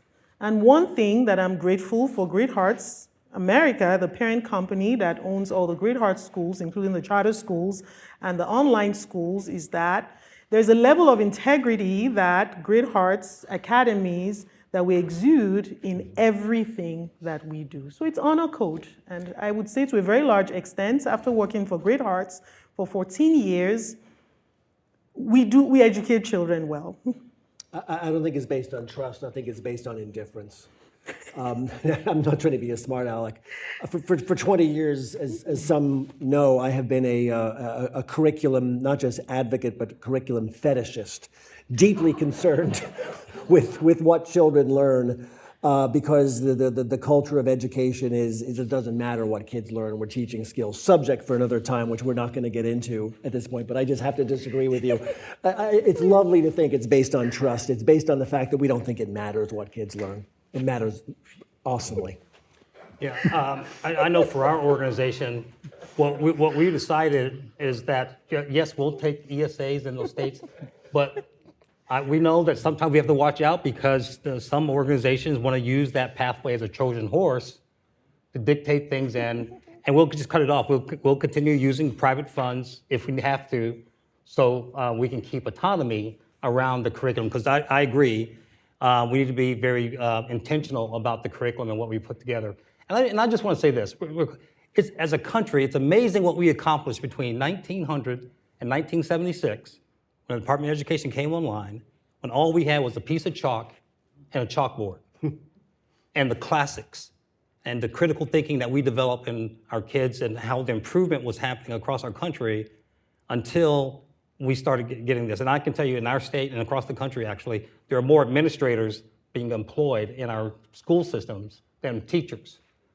And so we have to watch out for that, because there's always an agenda, and there's always the staffing up of roll count, because all of these people are part of the teachers union. And so I think teachers union has provided this situation we're in today, where more and more Americans, more and more parents are looking for options. Yep. Okay, before we get to questions, just do a quick lightning round, just a few quick issues. Should vouchers be accessible universally, or there should be means tested, meaning only low-income families should have access to vouchers? Universal. Universal. Universal. Okay, I love it. What about religious extremism? How do you create parameters or guardrails for madrasas? How do we prevent, is it just the market forces which ensure that those kinds of schools will not create quick answers? Oh, I'm sorry, that's all the time we have for now. I'll start. Look, we have extremism already. That clip I just showed you about teaching anti-capitalism is already in there. Good answer. So the point is, we want to get back to what was normative. Of course, you're going to have outliers. And we have, the zealots that will make the outliers as, try to portray them as a norm, and they're not. It's just that we just have to be diligent and forceful, of policing those type of things, and also making sure that people understand that, hey, look, at the end of the day, they need to be disciplined. There needs to be a route of getting that expelled. But again, the focus should be on what we're trying to accomplish, which is normative for all parents. And those that are doing that are outliers. Yeah, my more adult answer would be that the price of choice is acknowledging that some will choose things you do not like. And I have enough faith in my fellow Americans to think that madrasas and the like will not gain significant traction. I reserve the right to change my mind about that. Okay. Do you want to weigh in? I mean, I think we are in the age we're in now with the advent of technology, social media. I think people are more educated about things like that. At Great Hearts Christos, we're an ecumenical school, we're missional. It's come just as you are. And on our campus, we have different denominations. We have Catholics, Anglicans, evangelicals, whatever you say you are, as long as you are a Christian. And we do have non-Christians too. I mean, people that they don't attend churches coming to our school. And what I am loving about what I'm seeing is that Great Hearts Christos is truly promoting the love of Christ, right? Through Christ Jesus, we're one first. Jesus Christ is who really makes us one. And I feel strongly that what Great Hearts Christos is doing is just exuding the love of Christ through education. Because when parents come to our school, they attend chapel. Parents are invited to chapel once every week, and they see everything that we do. It's very, very transparent. Now, as a school, I feel that if we're doing something out of the ordinary, parents will call you out. So I feel with the advent of technology, there's accountability in that sense, that parents that seek out religious schools, for the most part, they know what they're looking for in these schools. And if they see anything contrary to what they want for their children, they voice it out through social media. I mean, people are speaking up about things, and institutions are changing based on access to information. So I think the time of extremism, it's maybe I'm just too hopeful. I don't think it's going to thrive in this dispensation, even if it exists. Okay. It will come out in the open. Excellent, excellent. All right. Our first question. A mic is coming your way, yeah. The question I had, a couple of points. Well, first, the video that you showed, which is fantastic. I would like to point out that all the three ladies you showed are consultants to private schools right now. Goldie Muhammad, who was the woman in the center, she's a Nation of Islam follower. Her mother was the founder of a kindergarten school, a Muhammad school. It's definitely very extremist. And I believe it might have been in Illinois. Bettina Love and Dina Simmons. Dina Simmons went to the Westover School, which is a private boarding school. So those, and Goldie Muhammad also gave the keynote address this past year at the National Association of Independent Schools conference. So these ladies are not in public schools, but in private schools. The second point is, if religious schools are the answer, which I fully agree with, everything you presented earlier, religious institutions were the first mechanism of Marxist capture. The Episcopalian schools, the private ones, are amongst the most liberal Marxist schools in America. So how do you guardrail against the race essentialist and gender ideology policies that currently exist right now in the private school system, which are not in any way independent because they have accreditors who, National Association of Episcopal Schools, along with the Catholic accreditors, as well as Lutheran accreditors, are incredibly liberal. Not liberal, but Marxist. I should stop saying liberal. So I would love to know, in terms of a second order thinking kind of discussion, where could this go very wrong? When you unleash hundreds of billions of dollars of taxpayer money into an education system that has already tried and failed. I mean, if you look at the Uncommon Schools outcomes in New York specifically, which I was involved with as a donor at the outset of the launch, I found those very curious, including the KIPP schools, and they changed their motto just recently, I think 2020. Thank you. Yeah, you're absolutely right. What we have found is socialism, Marxism they've infiltrated the church, and a lot in the black church. So we do a lot of upfront segmenting of who we're going to partner with, and we vet their foundational beliefs to make sure they're consistent. Look, I tell people all the time, just because you have the same skin color doesn't mean you're on the same team. And I have no problem saying that, because the team that we have are aligned with the doctrinal truths of the Bible and the doctrinal foundations of our country. If you have an issue with that, then we're not in alignment. You've already done enough to get us to where we are. We're looking at the restoration and getting back to the fundamentals of the game. So it is upfront vetting of who you align and partner with, and there's enough runway to do that. So again, that's what we do as part of our Washington Foundation. As we spread and we span nationally, it's going to be consistent upon those foundational themes. Can I weigh in? Sure. There's a couple of odd themes that this question surfaces. I was a public school teacher, a private school parent, so I've seen both of these from the front row. At the risk of oversimplifying, I think we have a culture problem in public education. I'll talk about that one first. I defy you to find me the public school teacher who thinks of himself or herself first and foremost as, I'm a state actor, I'm a government employee, I have a duty to be kind of humble and, I'm not a free agent, in other words. I've been given this awesome responsibility. That implies a certain amount of humility and circumspection. So, these kind of videos that we see and that you see every day on, libs of TikTok or whatnot, I always find myself, on the one hand, I don't think that's indicative of public school teachers at large, but it shouldn't, I say this all the time, it shouldn't be so damn easy for her to find examples of it every day, to put on libs of TikTok. Like that's a problem.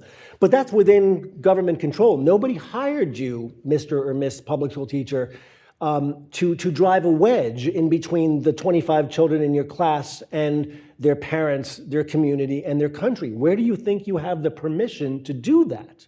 That should not be part of our public discourse. It's a lot more challenging, and this, frankly, is a challenge to those of us who are choice advocates on the private side. I think it's I've made myself unpopular with my libertarian friends by pointing out that some of the most woke schools are private schools. So you think, the answer is they will vote with their feet, but they don't. You've got, and I know you and I have had this discussion, you have parents who have quite literally the most choice. They have every opportunity, all the means that they, hot and cold running, whatever. And when they are exposed to these noxious ideologies in their premium priced private schools, they sit and they seethe. They do not get up and walk out. Someone needs to explain that to me, because it makes no sense to me whatsoever. I know you can, and we can spend hours on it. But there's tensions in both of those settings. And I just think it might be a little bit easier to solve in the public system. We just, for whatever reason, refuse to because of this culture of teaching where we assume, as teachers, we can close the door and do what we want. Can I add on real quick? Well, we have time for, I think, one more question. Okay. So let's. Oh, Gene, you have a question? Yes, I'll keep this simple. What do we do with millions, and that's not an exaggeration, of Black church people who live on the planet Earth, engage in this mystical quality? Yeah, all right, candle. I applaud everything you've said, and I just simply question. There are literally millions of Black Pentecostal charismatic people that nobody knows about. There are literally millions of these folk. And the excellent work that they're doing, and I said this in my remarks, right? There's this flyover in the sky kind of talk, right? And talk with the Marxists and all of that. At what point do we begin to engage the representatives of millions of Black people, millions of Black men that are doing Kendall, what you've talked about. Yeah, nothing fancy, they're not showboaters, they're not doing it. And they respond to your point about the men getting out of the churches and into the streets. And so I just want to flag that, because in this discussion, what is not being touched upon, and I said this in my initial thing, right?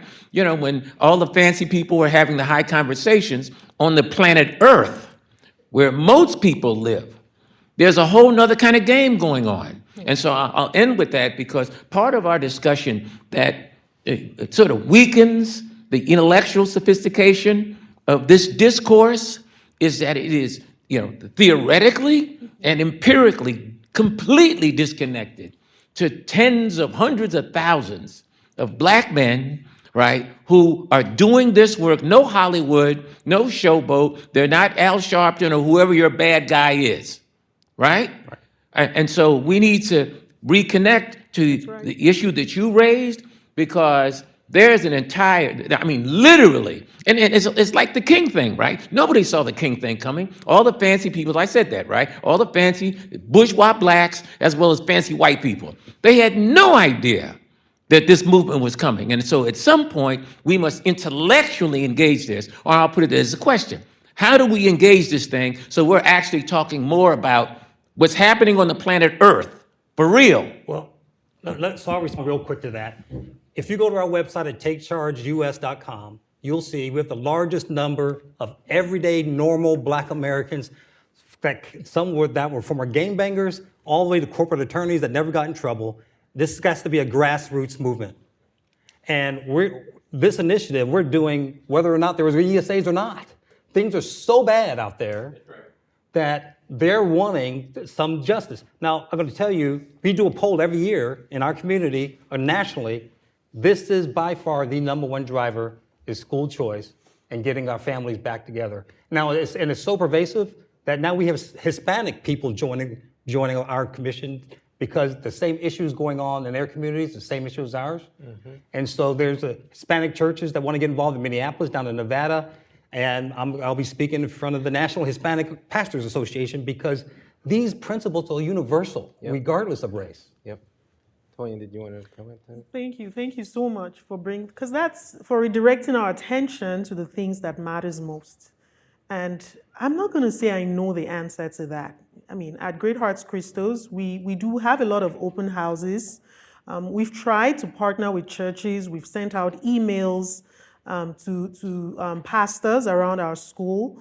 We've joined hands with Latina activists within our community to make sure that we're lending our voices to that conversation. But sometimes the representation is just not there. And that's one of the frustrations that I have as a school leader. Where are these people that you're talking about? Where do they eat? Where do they play? Where do they hang out? I do not know, but I know they're out there somewhere. And so I don't know. Where do we find them? How do we connect with them? Because like I said, these are not the days of Chicken Little. It's real. There's fire on the mountain. Like the things our children are exposed to, I mean, it's a click. 1 million downloads. Thousands of people are accessible to this terrible information out there. And you're right, there are good people in the corners of their cities doing great things. But you cannot do it alone. How do we rally all these people for the greater good of our children, the whole generation that's on the verge of, I don't want to say the word, but you know what I mean. Yes. Wow. Well, this actually is a great lead-in to our next panel, which is starting at 2 o'clock, about advocacy and mobilizing the voice to hopefully inspire this grassroots movement. Please join me in thanking really an incredible panel.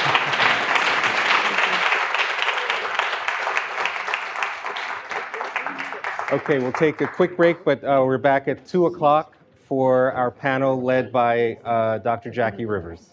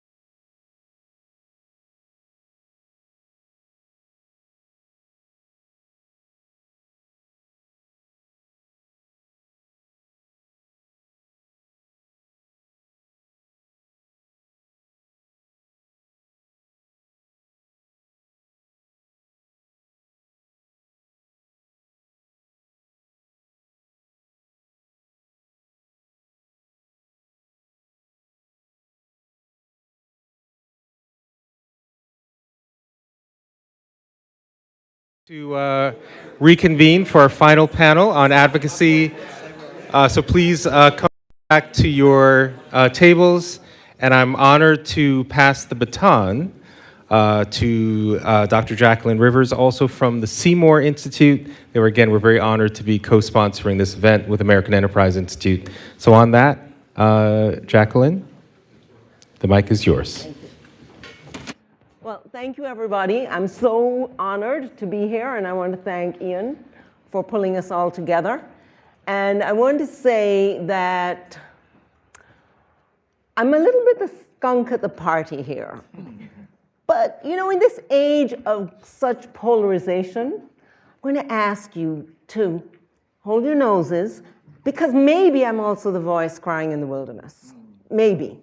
Because I have a very different take on things. So I'm going to start by framing our panel on advocacy. And I want to make 3 points. I want to say, and I hope you don't mind if I stand. Okay. I want to say 3 things, but first I have to turn on a timer. I want to make sure that I don't get carried away. My husband is a preacher, but you know, I can get carried away too. So I want to make sure that I stay on track here. And I want to make 3 points. First, I want to say we must fight for better public schools. We faith-based leaders and faith communities, we must fight for better public schools. And the second thing I want to say, if I have time to get to it, is that values education must include confronting all of the truth about our country. This great country, we must confront all of the truth. We are people of truth. So we confront the good, the bad, and the ugly. And the third thing I'd like to say, which I probably won't get to, is that all of our schools, faith-based, private, charter, public, we've got to get ready for the impact of AI. Artificial intelligence is going to transform our entire society. Amen. According to none less a person than Henry Kissinger. And if we are not preparing our children, we will truly reap the whirlwind, okay? So let me say and let me add, I come from an Orthodox, classical Christian perspective. I'm sold out for Jesus Christ. I've lived my life in his service. And I believe that the Spirit of the Lord is upon us to bring good news to the poor. I believe that whatever we do for the least of these, our brothers and sisters, we are doing for Jesus. Yes. And it is in that spirit that I say, I know that public schools in the inner city, especially in the inner city, are completely failing our children. I don't stand up to defend their track record, and I confess our children from K through 12 went to private schools. Amen. Because of the failures of the public schools. And we tried to get them into public schools. I won't go into that. I don't have time. I also want to say that Catholic schools are much more successful than public schools, and Kathleen is here on our panel. She will tell us more about it. And that one early study in Massachusetts found that charter schools there were far more successful than the public schools, even though across the country other studies found that it was a much more mixed bag, and the charter schools, in fact, performed on average about the same as public schools. However, there are just not enough seats in charter and in religious schools, in private schools of any kind for us to give up on the public schools. Let me quote from a study by the Pew Research Foundation. During the 2021 to 22 school year, the vast majority of the country's roughly 54.6 million public, private, and charter school students in pre-K through 12th grade attended traditional public schools. That is 83% of them did. That is 45.3 million students. And another 10% were enrolled in private schools. 7% went to public charter schools. That's data for 21 to 22. I'm going to skip some of this in the interest of time and just say, enrollment grew substantially in charter schools between 2011 and 2021, from 2.1 million to 3.7 million students. And it is growing on average 1 million students each decade.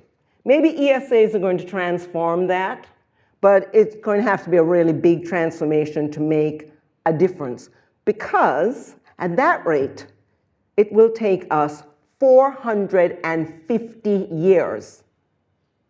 450 years for every public school student to find a seat in a charter or private school. 450 years. We cannot give up on the public schools. We have got to be a voice in the public schools as faith-based, as faith communities.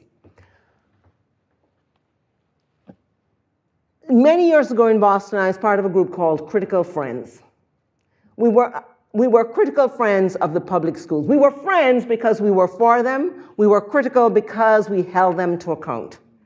We educated ourselves on what was happening in the public schools. We were at those school committee meetings. We met regularly with the superintendent to tell him what we thought and where we had problems and how could we help, how could we put our shoulders to the wheel. We promoted policies to improve education. We weighed in on the selections of new superintendents when the opportunity arose. That's part of what we as faith-based communities need to be doing. And it's especially true because the issue of values has grown so much more critical in the schools. Look, so we can save a few million kids who we can fit into our faith-based schools, but what about the rest of the millions, the 45 million who won't be in our schools? Are we going to walk out the door and leave them to the mercy of people who want to indoctrinate them with all kinds of ungodly ideas? Is that what we are going to do? Are we going to allow them to fail and not get a decent education because we can educate a handful? We have got to raise our voices for them. Sorry, I'm on my soapbox. Bless the Lord. We must champion better outcomes across all types of public schools. The second point I wanted to make was about values. I have to agree with one of the speakers on the earlier panel. There is no value-neutral education. It's a myth. But when I first got involved with public education, it was more neutral. It wasn't in your face. Nobody was kind of ramming strange ideas down the throats of our children. That's not so true anymore. There is an LGBTQ agenda in our public schools. And there is an agenda about undermining values like the value of marriage in our public schools. There is promotion of hostility to our police department. I just want to say quickly, we hosted a Christmas party for years in a public school, and one year when I went back to the principal to say it, and I said, you know, the cops come and they help, they serve the food, and she was like, well, I have to see if it's appropriate for us to allow police officers in our school. I was like, what? Okay, so yes, there's definitely an agenda there. But what I want to ask us all to think about is there a values agenda in conservative schools, in conservative states that needs to be challenged? Are all of the value problems in the public schools? So there's this Southern myth, the myth of the lost cause, which denies the role of slavery in the Civil War and denies the horrors of slavery. But in point of fact, there were 4 decades of struggle over slavery prior to the Civil War. A very heated debate in the 1800s, which led to the Compromise of the 1850, which contributed significantly to the start of the Civil War. It was cited by South Carolina, the first state to secede from the Union, in its justification for secession in December 1860. The Compromise of 1850, it was about slavery. But the myth of the lost cause is that no, it was states' rights. It had nothing to do with slavery. And today, according to the National Education Association, the Florida curriculum teaches, and I quote, slaves developed skills which, in some instances, could be applied for their personal benefit. The justification of slavery and the refusal to teach the truth, the ugly truth. The good truth, the beautiful truth, sure, but also the ugly truth about this country. We are a people of truth. We have to encourage our schools, ensure that our schools teach all of the truth, and not just that we oppose an LGBT agenda. Oppose that too, because that's a demonic lie. Amen. I just wanted to say briefly about AI. And I'm not quoting from Kissinger's book here, but it runs along similar lines. That AI has the real danger, artificial intelligence, of undermining memory. When I can't remember something, the first thing I do, I say Google knows, and I look it up. But this constant bombardment by media actually reduces the amount of time we have. Oh, my clock went away. What? Using somebody else's phone. Okay, good. Yeah, it undermines critical thought. Do you notice now when you go to Google, not only do you see all of these sources, but you see an AI summary?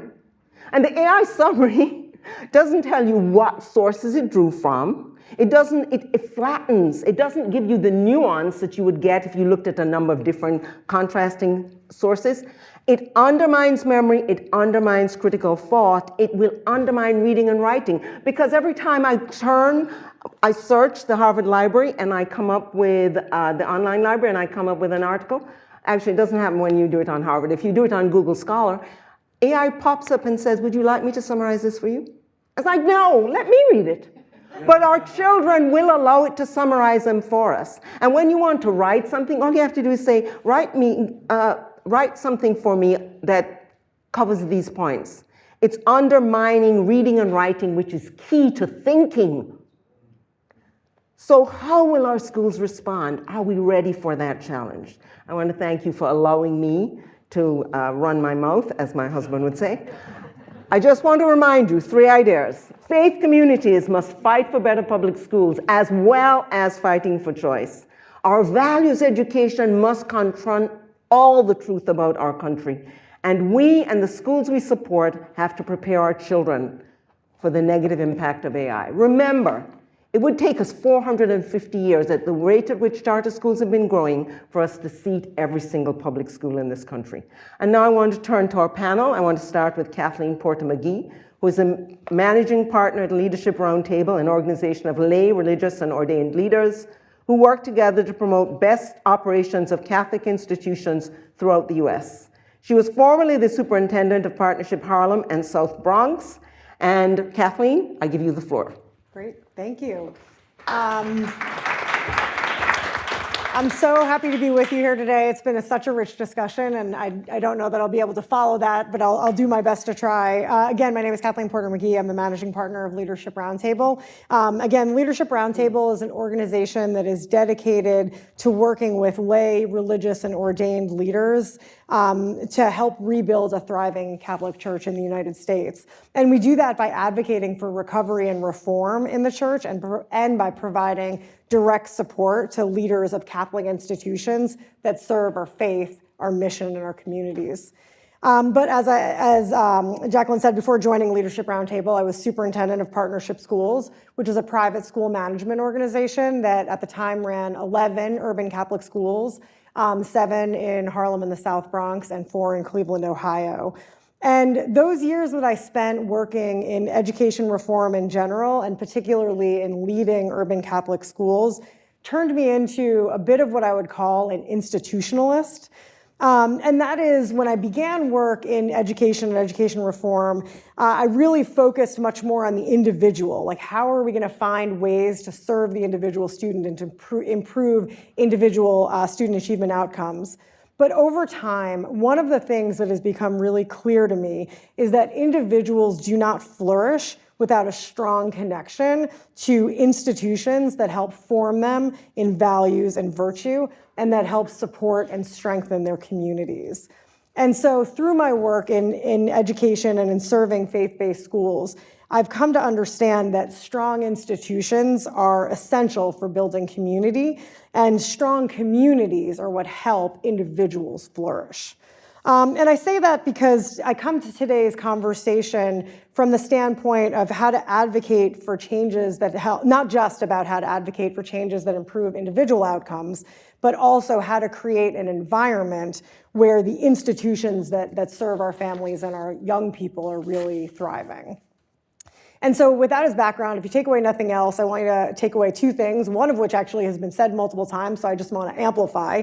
The first, though, is that as faith leaders, when we think about advocating for a better K-12 education for our young people, we should broaden that frame to include not just public schools or not even just schools themselves, but the broader set of civic institutions from religious schools to parishes and churches that support our families and our young people. And the second, which has been said, and I just want to amplify, is that there is no such thing as a values-neutral school. And so the question of investing in the project of K-12 education is not a question of which institution do we invest in, but how do we invest in an environment where they can all thrive. On that first point, in our host, Ian Rowe, in his book, Agency, Ian laid out a framework called FREE, suggesting that individual flourishing requires family, religion, education, and entrepreneurship. And I joked with him the other day in one of our prep calls that I want to expand this framework from free to fierce.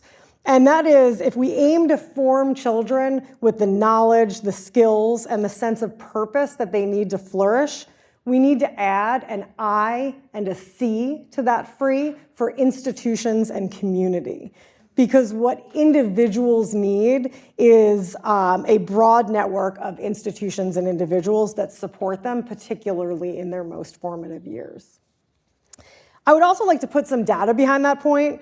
So when we look at the adults who are actively engaged in their communities and in their faith, while the role of parents and families cannot be understated, it's also true that the institutions where they spent their formative years play a really critical role.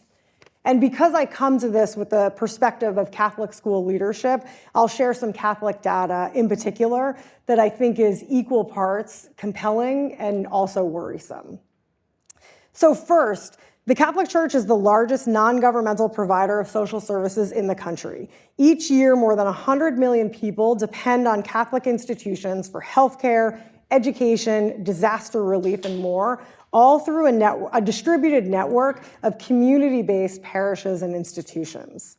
When it comes to education in particular, nearly 2 million students are educated in Catholic schools each year, about a third of whom are not Catholic. And the students served by Catholic institutions are demographically similar to those served by public institutions. So there's about 67% of Catholic students are white, Catholic school students, are white, nearly 20% Hispanic or Latino, 8% Black, 15% qualify for free and reduced price lunch. And unfortunately, the story of Catholic education over the past 2 decades has been a story of a system in decline. In my lifetime, nearly 5,000 Catholic schools have closed, and unfortunately, the vast majority of those schools are those that serve the urban poor. And as our keynote speaker from this morning, Nicole Garnett, her research has shown, when we lose Catholic schools, we don't just lose an educational institution, we lose a true community hub. And worse, while we know it's hard to know which direction the causal arrow points, we can see that there is a correlation between the decline in engagement in our Catholic faith and the decline of the Catholic school system. So just a few weeks ago, my husband's organization, 50CAN, which is a national education advocacy organization, released data from a massive 20,000 parent survey trying to suss out parent attitudes towards K-12 education. And hidden in that data set is a sample of nearly 5,000 Catholic parents, which may be the largest nationally representative sample of Catholic parent attitudes towards K-12 education that we've ever seen. And the numbers reveal a few alarming statistics. So first, just 5% of Catholic parents send their children to religious schools. And of the nearly 70% of Catholic parents that send their children to public schools, only 30% of those parents enroll their children in faith formation activities outside of school. And that means that the vast majority of children who are being raised Catholic are receiving no formal faith formation at all. Add to that the fact that the number of Catholic parents who go to church weekly is 28%, and that's about the same as the number of Catholic parents who never go to church. And this is particularly alarming because there are lots of statistics that suggest that those who attended Catholic schools are far more likely to remain engaged in their faith or to return to church as adults than those who did not. A few data points in particular. So research by the National Catholic Education Association, the NCEA, has shown that 43% of Catholic school graduates who attend Mass weekly compared to just 5% of those who did not attend Catholic schools. A 2017 study from CARA, which is the Center for the Applied Research in the Apostolate, found that 83% of Catholic school graduates identify as Catholic in adulthood, compared to just 68% of those who did not attend Catholic schools. And data from the US Bishops' Conference shows that 38% of Catholic school graduates become more engaged in their parishes as adult leaders, which is a much higher percentage than those who did not attend Catholic or faith-based schools. And so if we believe that faith is a critical component of human flourishing, then I think we need to broaden our investment in faith-based institutions that support our families, and particularly those that form our young people. And then again, my second point, which has been reiterated and I just want to amplify, is that the question isn't just about how to strengthen public schools in particular, but how to ensure that parents have access to quality publicly funded education for their children. Too often, the conversations about school choice devolve into an assumption that public schools are values neutral, and it's private and religious schools where values are taught, and we know that is not the case. And so with that in mind, I think as we think about how to advocate for better education, I think about empowering all families with agency to direct their child's education, and about creating a policy environment where we can strengthen the broad and diverse set of institutions that support our families, our communities, and our young people. Thank you. Next, Joshua C. Robertson is the founder and senior pastor of the Rock Church in Harrisburg, Pennsylvania, as well as CEO and founder of Black Pastors United for Education. Reverend Robinson's mission at Black Pastors United for Education is to ensure underserved youth have access to quality education and opportunities. Pastor Robertson. Well, first, I want to say thank you for being here and the invitation to participate on this panel discussion. It's such an honor and a privilege. And I just think about, where I'm from. I'm from Harrisburg, Pennsylvania, and I really consider myself to be what should have been a statistic. I grew up on Naldane Street. That means nothing to you all, but Naldane Street is like an alley. So when I read Psalm 23, yea, though I walk through the valley, I don't know nothing about being between two mountains, so I take the V off. Yea, though I walk through the alley of the shadow of death, I'll fear no evil. That just tells you a little bit about where I'm from. But I was able to matriculate through our public school system, and I attended a few Catholic schools as well. And I'm so privileged to be here because I was able to get through 12 years of school and probably graduated at a first or second grade level as far as reading. And that was because I could shoot a basketball and I could play football. I could do that. This was 100 pounds ago, so y'all can't judge me. But I was like a superstar athlete as a child. And so by the time I got to 7th and 8th grade, my teachers and principals and everything, they really didn't require me to go to school because I was so popular as far as sports were concerned. And so I matriculated through high school, graduated, and I missed out on 25 Division I-A offers my senior year because I could not pass the SAT. And so after 3 times of taking it, it was clear that I wasn't going to pass that. So I missed out on those scholarship opportunities. Ended up having 2 Division I AA schools give me a chance, Gardner-Webb University and Liberty University. And Liberty University had a policy that you could not have co-ed visitation. So that marked them off for me at the time. So I went to Gardner-Webb University, and my first semester there, I was freshman of the year in the conference, balling out on the football field, but got 5 Fs in school. And so after 3 semesters, I left there with a .67 GPA. And imagine my mom's response. You know, my mom's a chocolate sister from, Harrisburg. And so she said, Josh, Lord Jesus, how you couldn't get a 1%? Lord Jesus. 0.67%, failed out. And I came back home, and my mother and father, my dad was like, well, son, your last name is Robertson, so that means you can't come back home. And I'm like, what do you mean? I failed out of school. I'm 19 years old. What am I going to do? He's like, well, I don't know what you're going to do, but we don't quit. And so you're going to have to figure it out. And so I had a buddy who I grew up with who asked me to go to Altoona, Pennsylvania with him. And he told me he'd give me $1,000 if I drove him up to Altoona, Pennsylvania. And I said, sure, I'll take it. Well, we transported, $50,000 worth of heroin to Altoona. And so I'm driving up there, and I don't have nothing to do with drugs and stuff. I played sports. So I'm up there praying in my head, Lord, please don't let me get pulled over. I don't want to go to jail. Scared as I don't know what. I get to Altoona, we park, and a bishop from North Carolina calls me, who I had played the organ at his church. And he's wondering when I'm coming back down to North Carolina, do I be his organist and go back to school?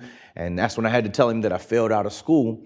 And so he says to me, so what you gonna do now? And I'm like, man, I don't know what I'm gonna do. I was lost, confused. My parents told me I couldn't come home.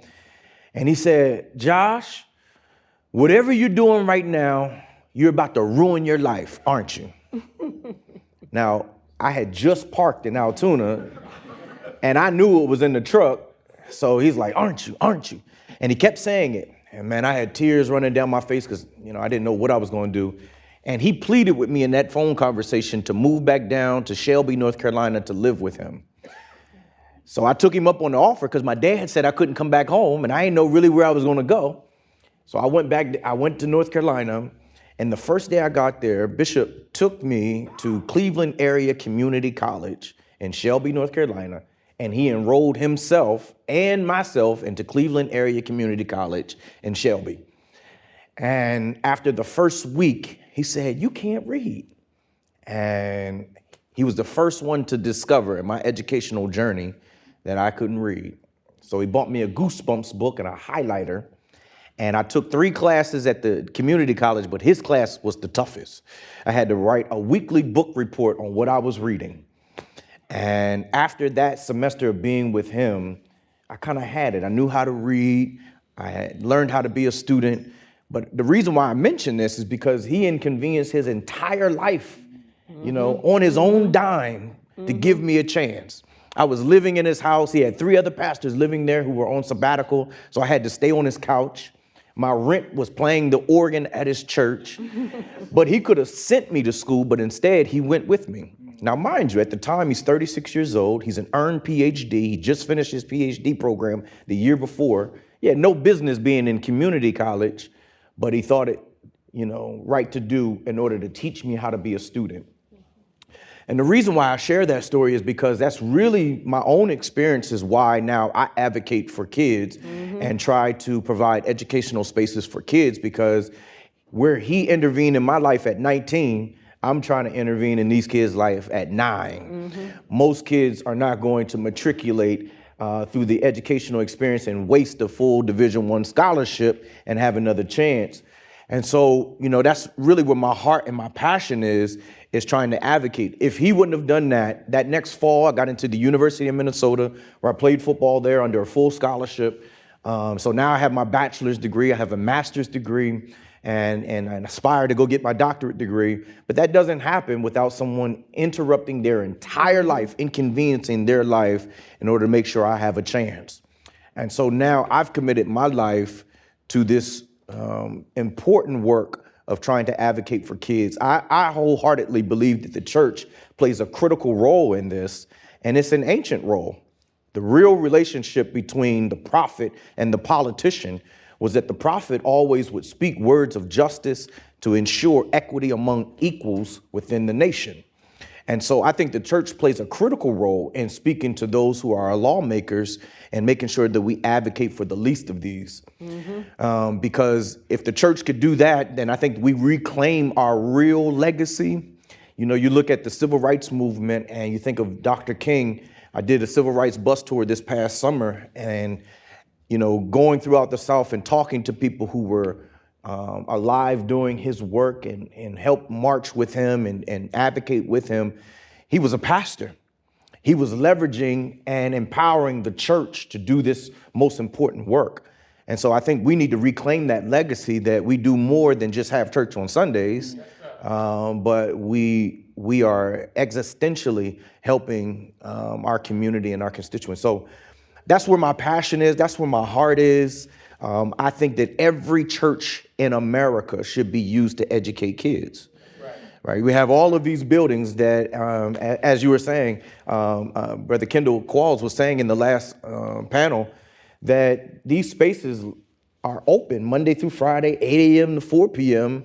that could be used to establish private Christian schools or learning centers or after-school programs, summer programs, whatever that may be. But I really wholeheartedly believe that churches should do that. But then you have to ask the question, how do you start, sustain, and scale, right, this opportunity? And this is why I believe we have to be civically engaged. We have to be engaged in this political conversation, because we can leverage our own taxpayer dollars in order to start, sustain, and scale these opportunities. Over the last 4 years, we have started this organization, Black Pastors United for Education, and we prop up non-traditional learning spaces in our churches. And for us, this happened in 2021.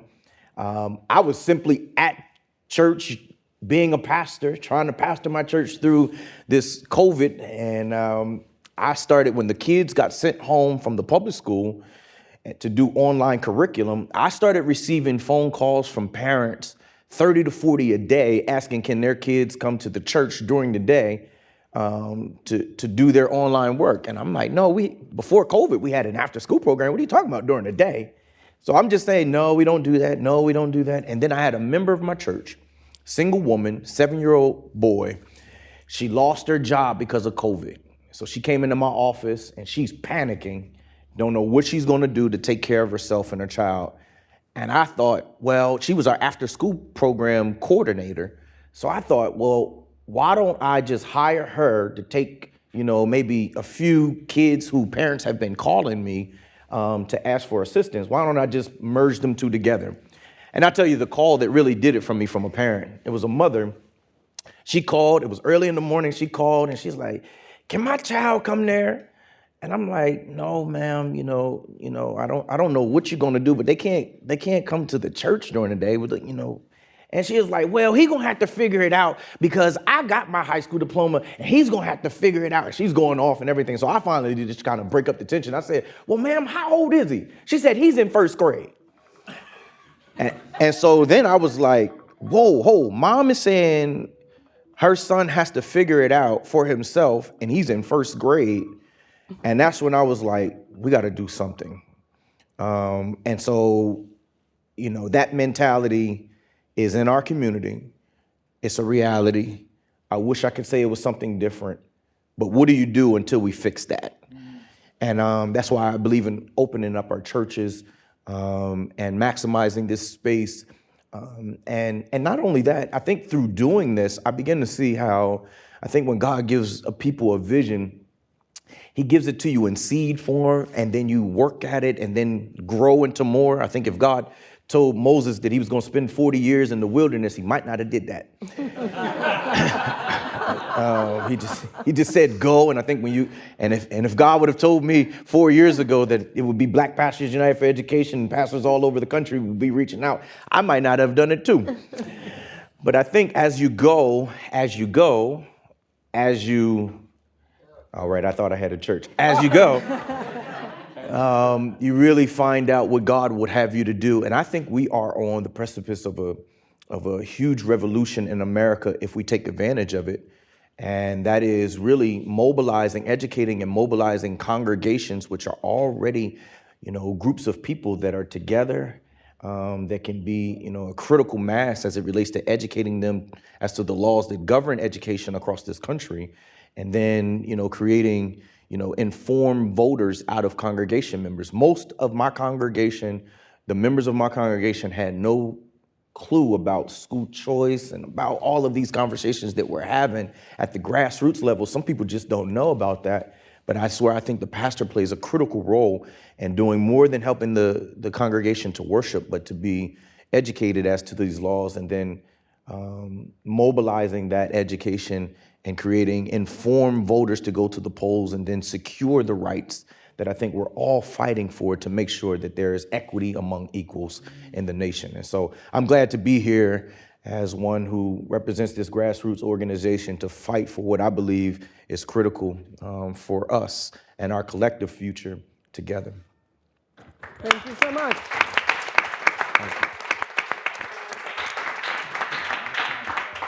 Professor Irving Scott is a former high school English teacher and high school principal.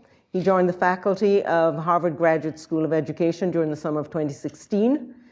At Harvard, Scott's concentration is educational leadership.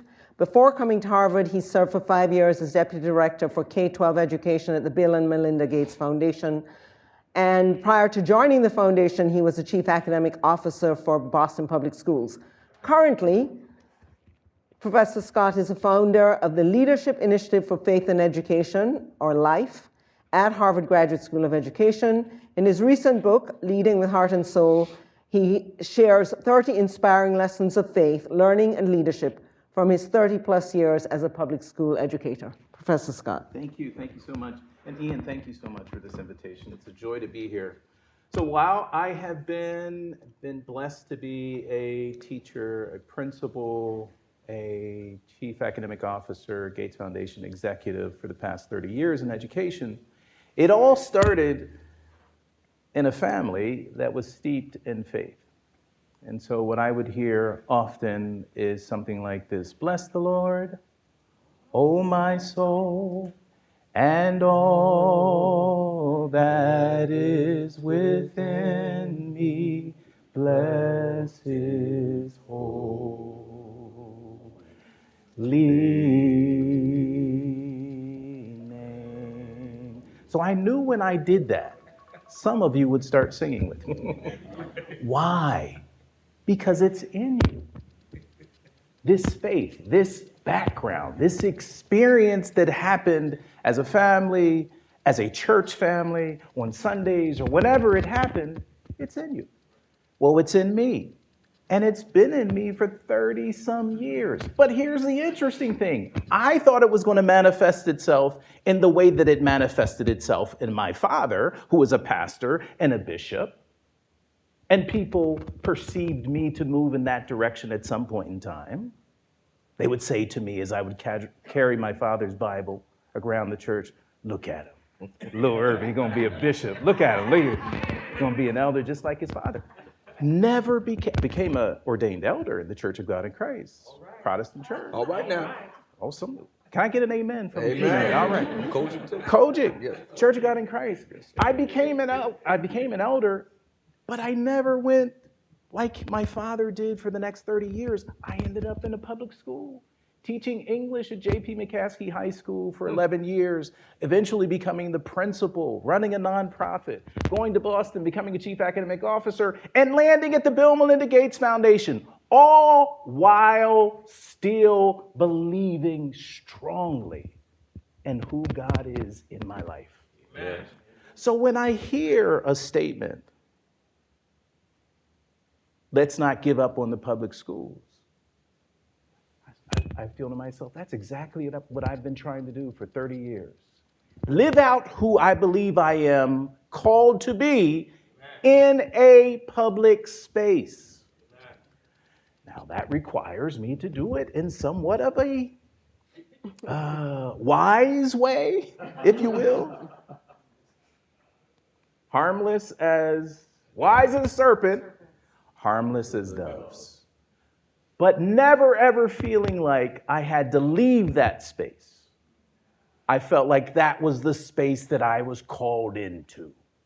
And so I'm going to stay here, and I'm going to make sure that I'm able to reflect who God has called me to be in this public space. And so I do that for 30 some years and land at Harvard Graduate School of Education and get the opportunity to actually institutionalize this idea that I have personally, and perhaps create a space for other people to live into that also in the public space.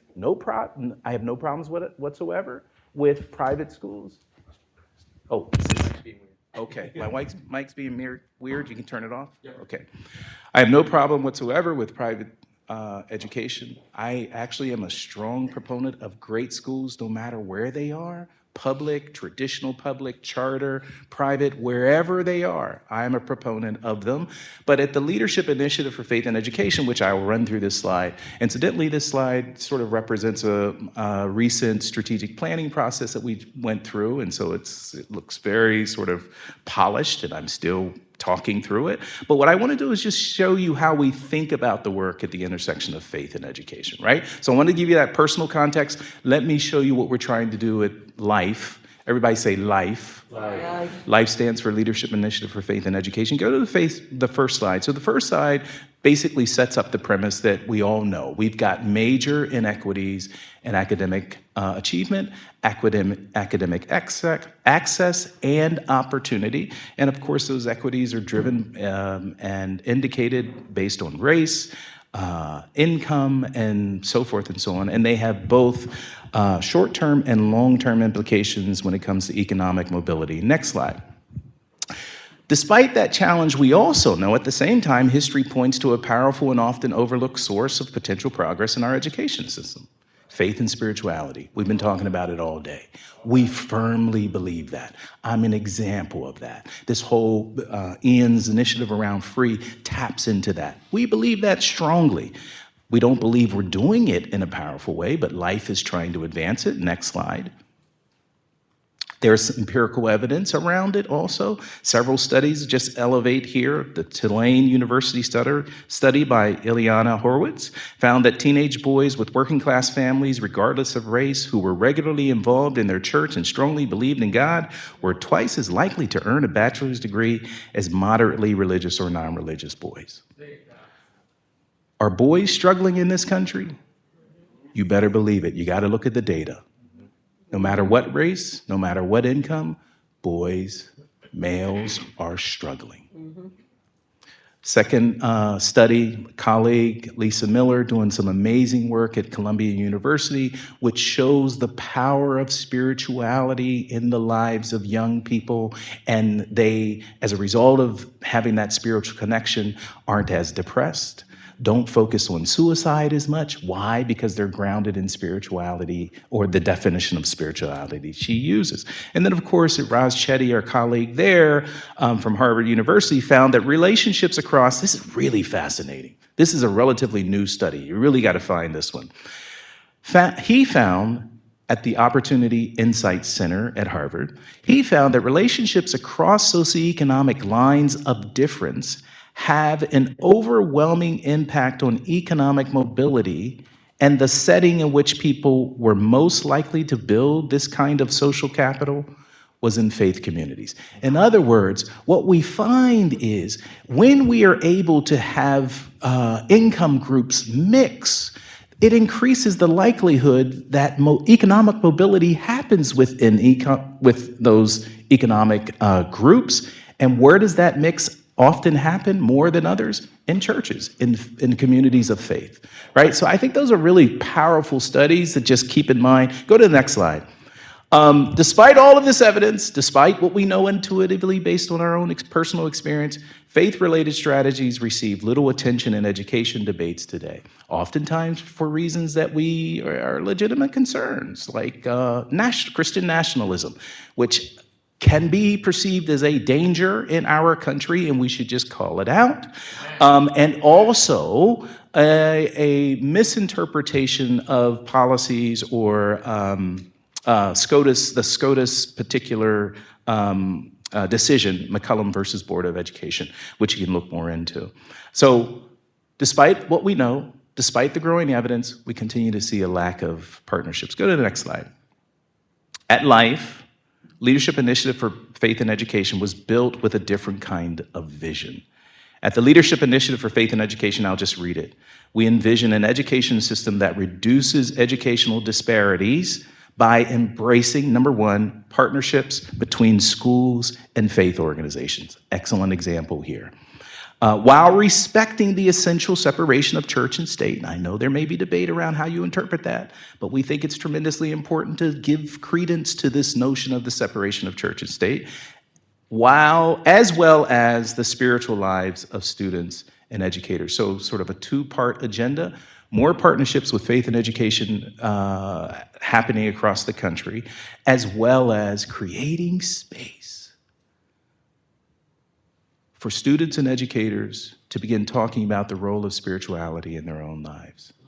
We do it at Harvard. I teach a course called Faith, Education, and Leadership.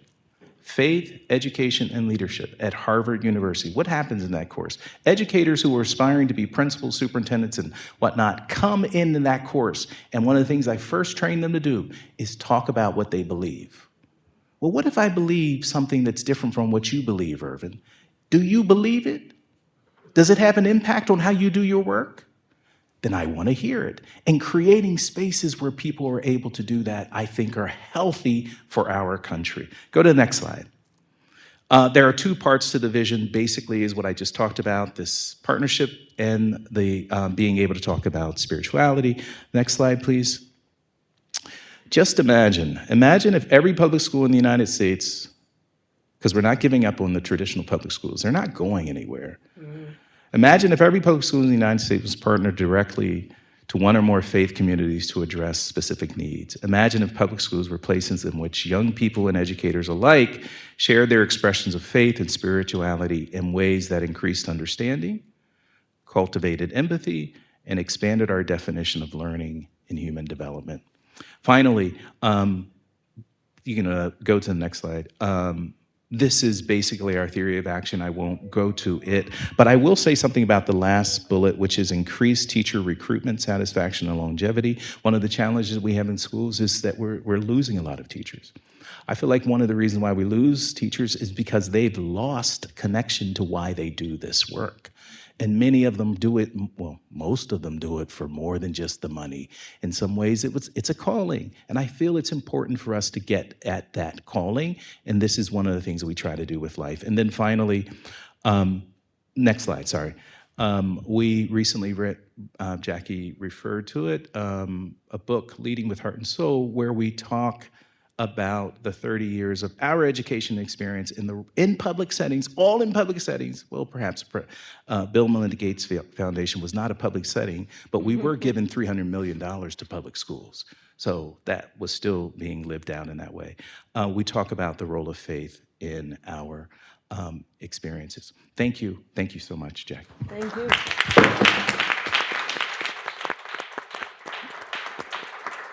So I want to thank all of our panelists and see if we can have a few minutes of conversation before we open up for questions. So given the small fraction of students now educated by private and charter schools, Josh, you talked about the possibility of scaling. How would we scale up to close this gap? 45 million students need seats. How could we scale up private schools, religious schools, charter schools to address that need? To all three panelists, whoever wants to go first. Sure. Well, I mean, I think wherever you see a problem or opportunity alike, there's a church nearby. So, you look every neighborhood that we all live in, there's a church in proxy. And so I think that utilizing churches, and I think churches need to be the catalyst for this type of change. And so, I wholeheartedly and fundamentally believe that in order to have a nationwide movement, you have to have a nationwide vehicle.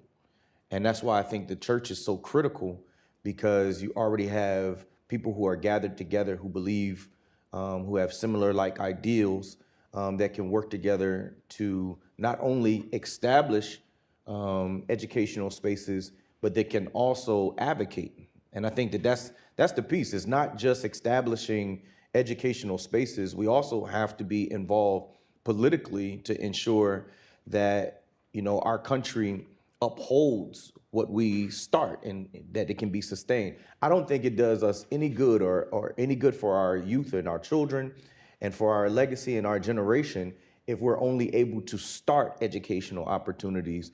It's a matter of sustaining them. So as it relates to private schools, public schools, you're talking to somebody who's not for the school system, I'm for the students. And I think that if we would put our mind frame around people, not politics, not politicians, and not parties, but policies, and we, work together with integrity and with a moral vision for our collective future, that's really how we make significant change in the years to come. And I think we have to do it. The reality is American education is in crisis. We're not pacing with the rest of the world. And so what does it look like? I'm 21, give or take a few days. And so I'm planning on being around 30 to 50 more years. And so it matters to me what this world looks like 30 to 50 years from now. And the more I get around people who are wealthy and of means, the more I realize their mentality is not just thinking about today, but they're thinking about 100 years from now. And I think sometimes as a member of the Black community and beyond, but sometimes we are in so much of a clog as far as what's going on in our world today, and we're in survival mode that we don't have a vision for what this world looks like 100 years from now. And so, we got to be, W.A. Drumgold, bridge builders, right? We got to be bridge builders in order to help, our generations to come be able to succeed in this world, in this global economy that the United States is in. What does it look like to be one who loves their country, loves the world, to be ready to be a global competitor and a global collaborator in years to come? I think education is the key to that, but it takes a collaborative effort. And I think churches are just at the center of that and able to bridge together all of these communities and different faith traditions and everything in order to do this work. Kathleen? I would love, everything you're saying resonates, and it really, I think, resonates particularly from my sort of vantage point of Catholic schools and Catholic education. The American system of Catholic education is the largest non-governmental school system in the world, and it was built by exactly that kind of call to action. So in the mid-1800s, it was a group of pastors and bishops who came together and they said, the work of our faith is the work of education. And so Dagger John, who was the Archbishop of New York at the time, said we have to build the schoolhouse first and the church second, because in our age, the question of education is the question of the church. And that was the sort of call to action that led to the creation of the largest non-governmental school system in the world. So I think two answers. One is exactly what you're talking about. Second is actually taking a real look at the policy environment. One of the things that we know about the American system of Catholic schools is that at its heyday, there were about twice as many schools serving more than twice as many students. And there are a number of contributing factors that have led to the decline in American Catholic schools, particularly urban Catholic schools.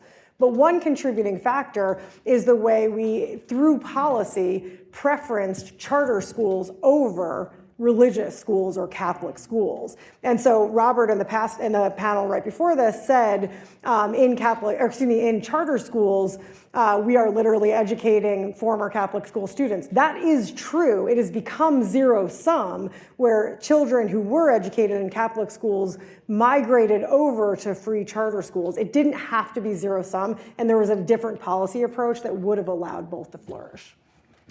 The only thing I would add is I think we need a more flexible policy agenda around charter schools. When I was at the Bill and Melinda Gates Foundation, we were strong proponents of charter schools. We were funding charter schools, funding charter management organization that supported charter schools. And I think we've gotten away from that as a country. And I think that has not been great for our kids, particularly kids of color. Ultimately, I'm an advocate of great schools for all kids, no matter what form they come in. The work that we do at Life is explicitly focused on the traditional public school, which I would characterize as charter schools also, because charter schools are public schools, they have public funding. Yes, and certainly, as you said, public schools are not going away, not with 45 million students in them, even after, since middle of the 19th century, when Catholic schools started. So I want to move then to the question of values, because certainly that's central in faith-based schools. And as we have all agreed, it's really the hidden agenda in every educational system. So how much responsibility do you think schools have for educating our students in issues around justice as well as love, faith, compassion, this range of values? Kathleen, how would you like to get us? I mean, that's at the heart of education, right? So what role do schools play? It is the most important thing that they do, is teaching the knowledge, the values, and the skills. So I think it's critical. I mean, I also am a curriculum gal, and so I know in the previous panel talking about curriculum and the role of things like classical education, or like figuring out what it is that students are engaging with, what are the texts they're engaging with, is one of the most important issues. And I do wish it was an issue that was much more at the heart of most of our educational discussions. Not the way, sometimes it gets brought into educational discussions in a superficial way. I mean a really deep question of how are we exploring issues of truth and justice that go deeper than like, did you read this book or this book? So I think it's critical. I think it's critical also. As a teacher, as a principal, as a district leader, I feel like I was always doing it. When I was a high school principal, we had something, I was going into a school that was troubled. It was a troubled high school. And one of the initiatives that we started right away, which I didn't see it necessarily as a values initiative, was the ARCH initiative, which stood for Achievement, Respect, Community, and Habits of Mind. We established that as the way we were going to move the culture of this school. At the time, I didn't think about it as values. I didn't think about it as values perhaps connected to the way I grew up based on my faith, but it was. And so that's happening across schools all over the country, and I think that's really, really important. I think, and I'm gonna go back to something that you said earlier, I think we have to be cautious, however, when we move in this direction and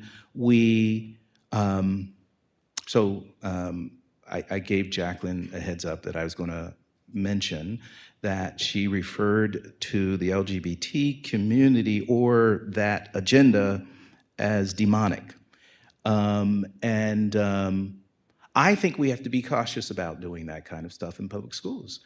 Because what we do is, if we're not careful, set up targets for certain communities in our schools that are already have targets on them, and they are bullied and they are ridiculed. And so I am in a public setting, I have a certain belief, but one of the things that I also have to do is make sure that whoever comes through those doors at the beginning of the school day feels safe and respected.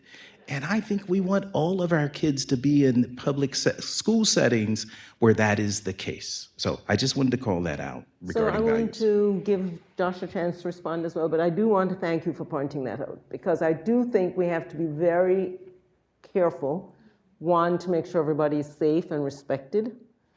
And it is not the individuals who are experiencing this that I'm referring to, but really that there's an underlying idea that you can take a human being created by God as a male and now pronounce through surgery and the use of hormones that this person is now female. That is just objectively not true. That doesn't mean that we reject, ridicule, or bully, and I thank you for pointing that out. I really appreciate that. In the passion of the moment, that was definitely not clear. So thank you for pointing it out. Thank you so much. Josh, I want to give you a chance to answer that question before we go to our Q&A. Okay, in my mind, it's saying, don't get in trouble, Josh. Don't get in trouble, Josh. Don't do it. Go for it, Josh. Get in trouble. Good trouble. So if we're going to protect everybody, we have to protect everybody. And I think choice protects everybody. Because, I took my daughter to go see the movie Till in Philadelphia. And when I got out of the movie theater, my daughter asked to go to the bathroom. And I said, sure. And then I seen two men who were dressed as women go right behind her to go in the bathroom. So I'm watching, because if y'all go in the bathroom, I'm going in there too. So the two men walked in there, and I walked in there too. And the lady looked at me and she said, what in the world? I said, I'm so sorry. I said, but my 13-year-old daughter is in here, and there's two men in here with her, protecting my kid. Right, wrong, or indifferent, that was my choice. I don't want my child subjected to a bathroom if my little girl, where someone who was born a man, is in the same restroom. That's my choice. I think choice, having the ability to choose where you want your child to go to school, really helps us to answer that question, right?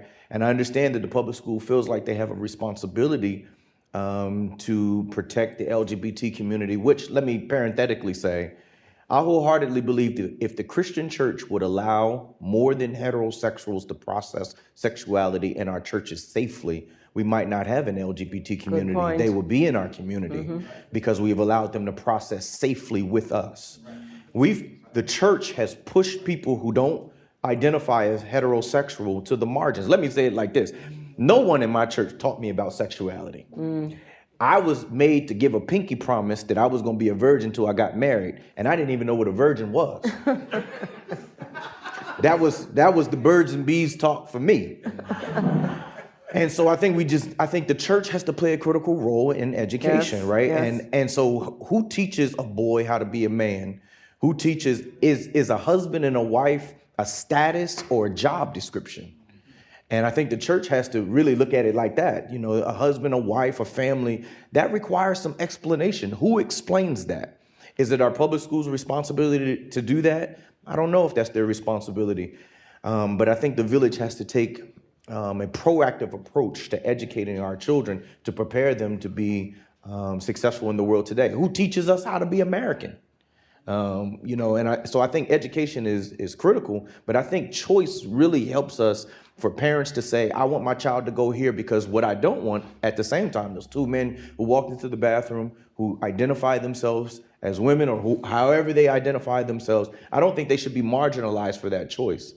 So I think if they had the choice to create schools where that's affirmed and that's what they like to do, that's completely fine. I think that's the beauty of being an American. This country was built for diversity, but diversity is supposed to distinguish us, not divide us. And so I think, we have to move to a generation in a society where diversity can thrive. So I just want to raise one point before I open up the floor with our first question, and to say we also have to remember that we're salt and light. And if all the salt is over here and all the darkness is over there, we're not doing our job. So you have to protect your daughter. But let us just think about the tensions of our withdrawing from the world into our safe bubbles. Okay, first question.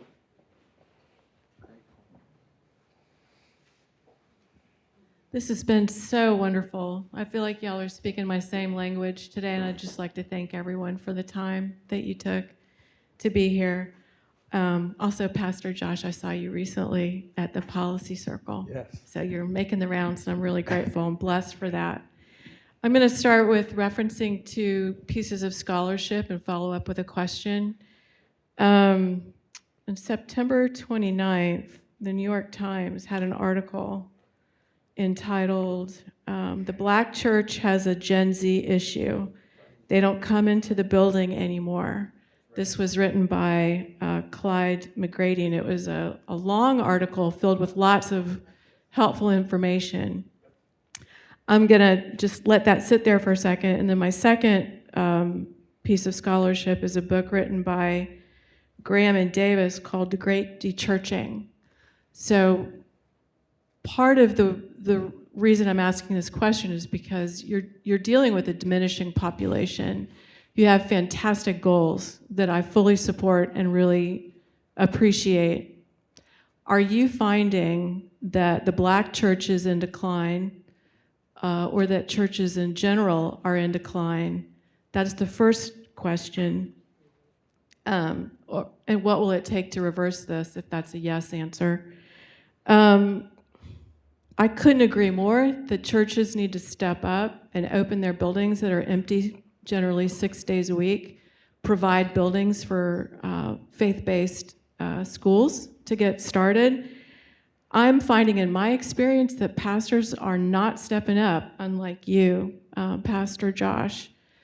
I really do not understand their reticence. I'm almost offended by it.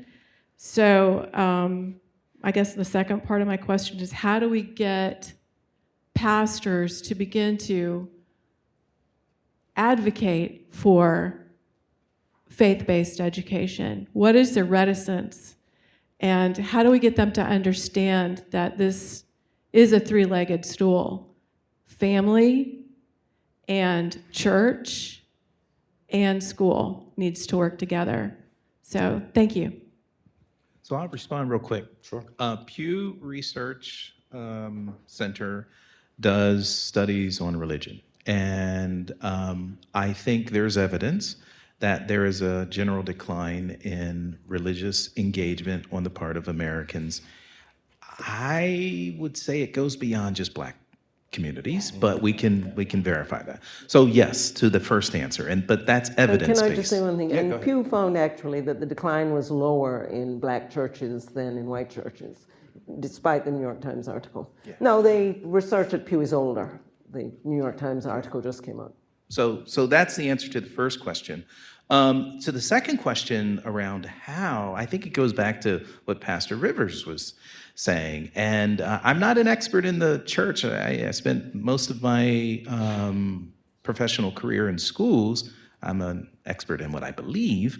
But the one thing I will say, and it's sort of embedded in the way we think about it in life, is that there are perhaps multiple ways to be engaged. And we are ignoring some ways that churches are engaged, which we have to give more attention to. So, for example, book bag drives. Book bag drives on the part of, I see a lot of those happening in churches. Are they engaging? They're engaging in some shape, form, or fashion. Opening up for after-school programs. They're engaged. And so I think in some ways we got to figure out what are they already doing, and then create, this is one of the things that we feel like life has a responsibility to do, create opportunities for them to understand what are some other ways that they might be engaged that actually takes them closer to my colleague here or to others who might be proposing that they start a school. Right? So I would start where they are, because I think that is happening, and we're actually trying to do some research on how much that is happening, and then find ways to train and support them. The last thing I'll say, I don't think it's just on the churches. I think it's on the schools. But the schools have to understand it's okay to do. They think we can't talk to that building across the street that our kids walk past every single day. You can. We just have to we have to train them, educators, which I do, principals, superintendents, and others, that this is the way you do it in a safe way. Yeah. Anybody else wants? Sure. So Dr. King writes in his book, Strides Towards Freedom, and he identifies three things that are hurting the movement as they were seeking for civil rights laws in America. One was competition among the clergy, among Black clergy, that, there's this silent competition about who got the most people in your church, Doc. That's, I mean you're holding on Sunday. That's how it's talked about, right? So I think that's still alive and well in the world today, not just among Black clergy, but among clergy, period. But then secondly, he said that there are Black people who grow up in tough neighborhoods like the one I grew up in, who matriculate through these systems and then become the superintendents and principals, and then they become the gatekeepers to what's wrong with education in America.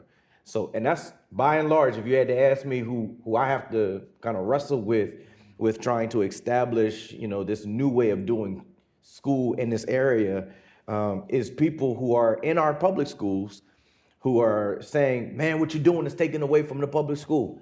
And I'm saying if another option is negatively impacting the public school, then there's something wrong with the system, because choices should never negatively impact someone else. You don't see McDonald's complaining about Burger King.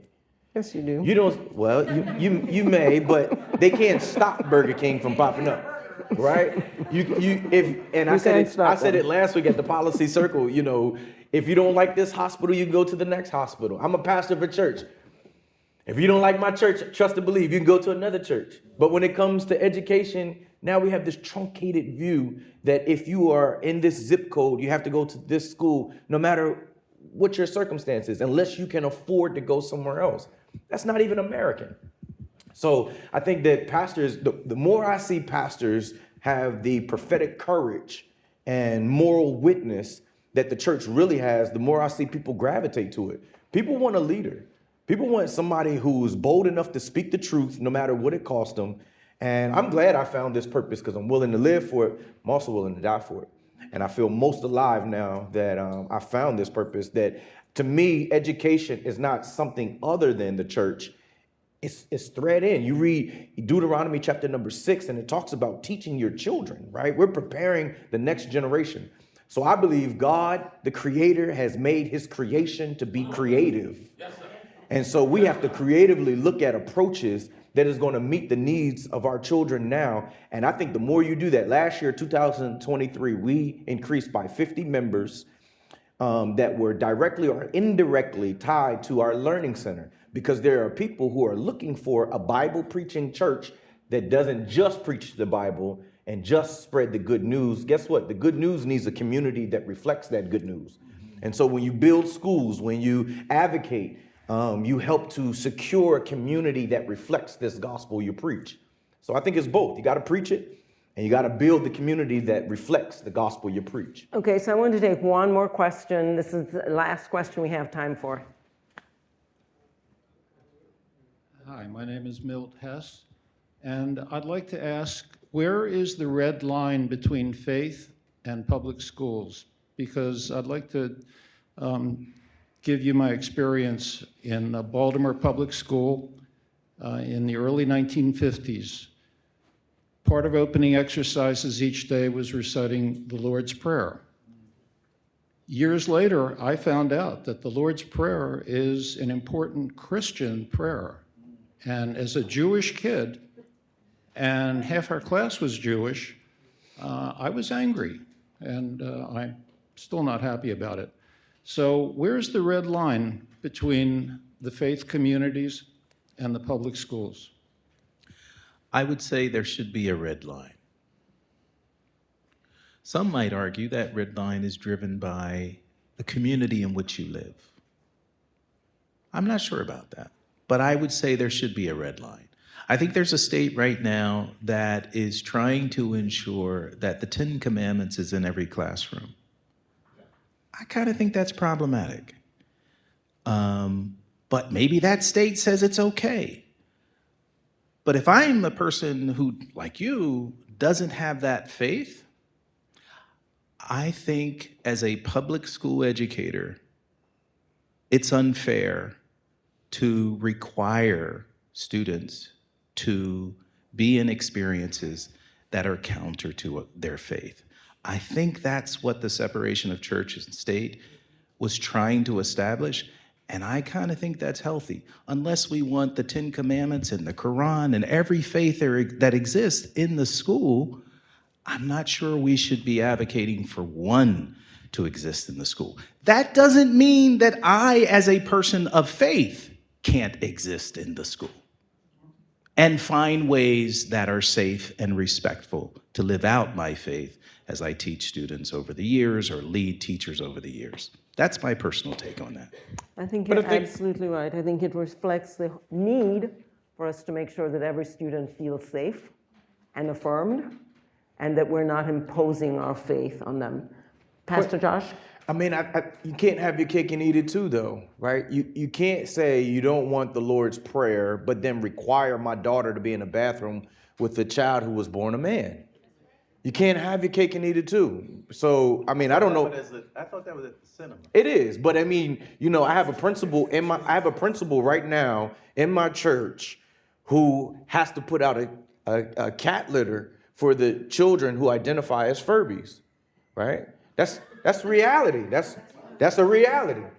And what I'm saying is, if as much as you're saying, no, you can't say the Lord's Prayer, then my child should also be able to not opt into whatever bathroom or whatever sports you got going on where, you have kids who are, not born in a certain way, a certain sex. So I don't know what the public school is supposed to do as it relates to making sure that all students are welcome, because I just don't know how everybody can be welcome, but still you have the ability to choose and not choose. I don't know how you do that, but I just know you can't have your cake and eat it too. And I don't think that it's right to require my daughter or my son or whoever that is to be in one space and say yes to what you're saying, but then say no to something that they hold dear in their life too.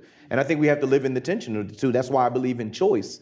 And I believe that's why education, the way that we fund education, needs to be in the hands of the parent, not the government. The parent needs to be able to say, I want my child to go here, and the funds need to follow the parent in their decision. I'm sorry, we're out of time.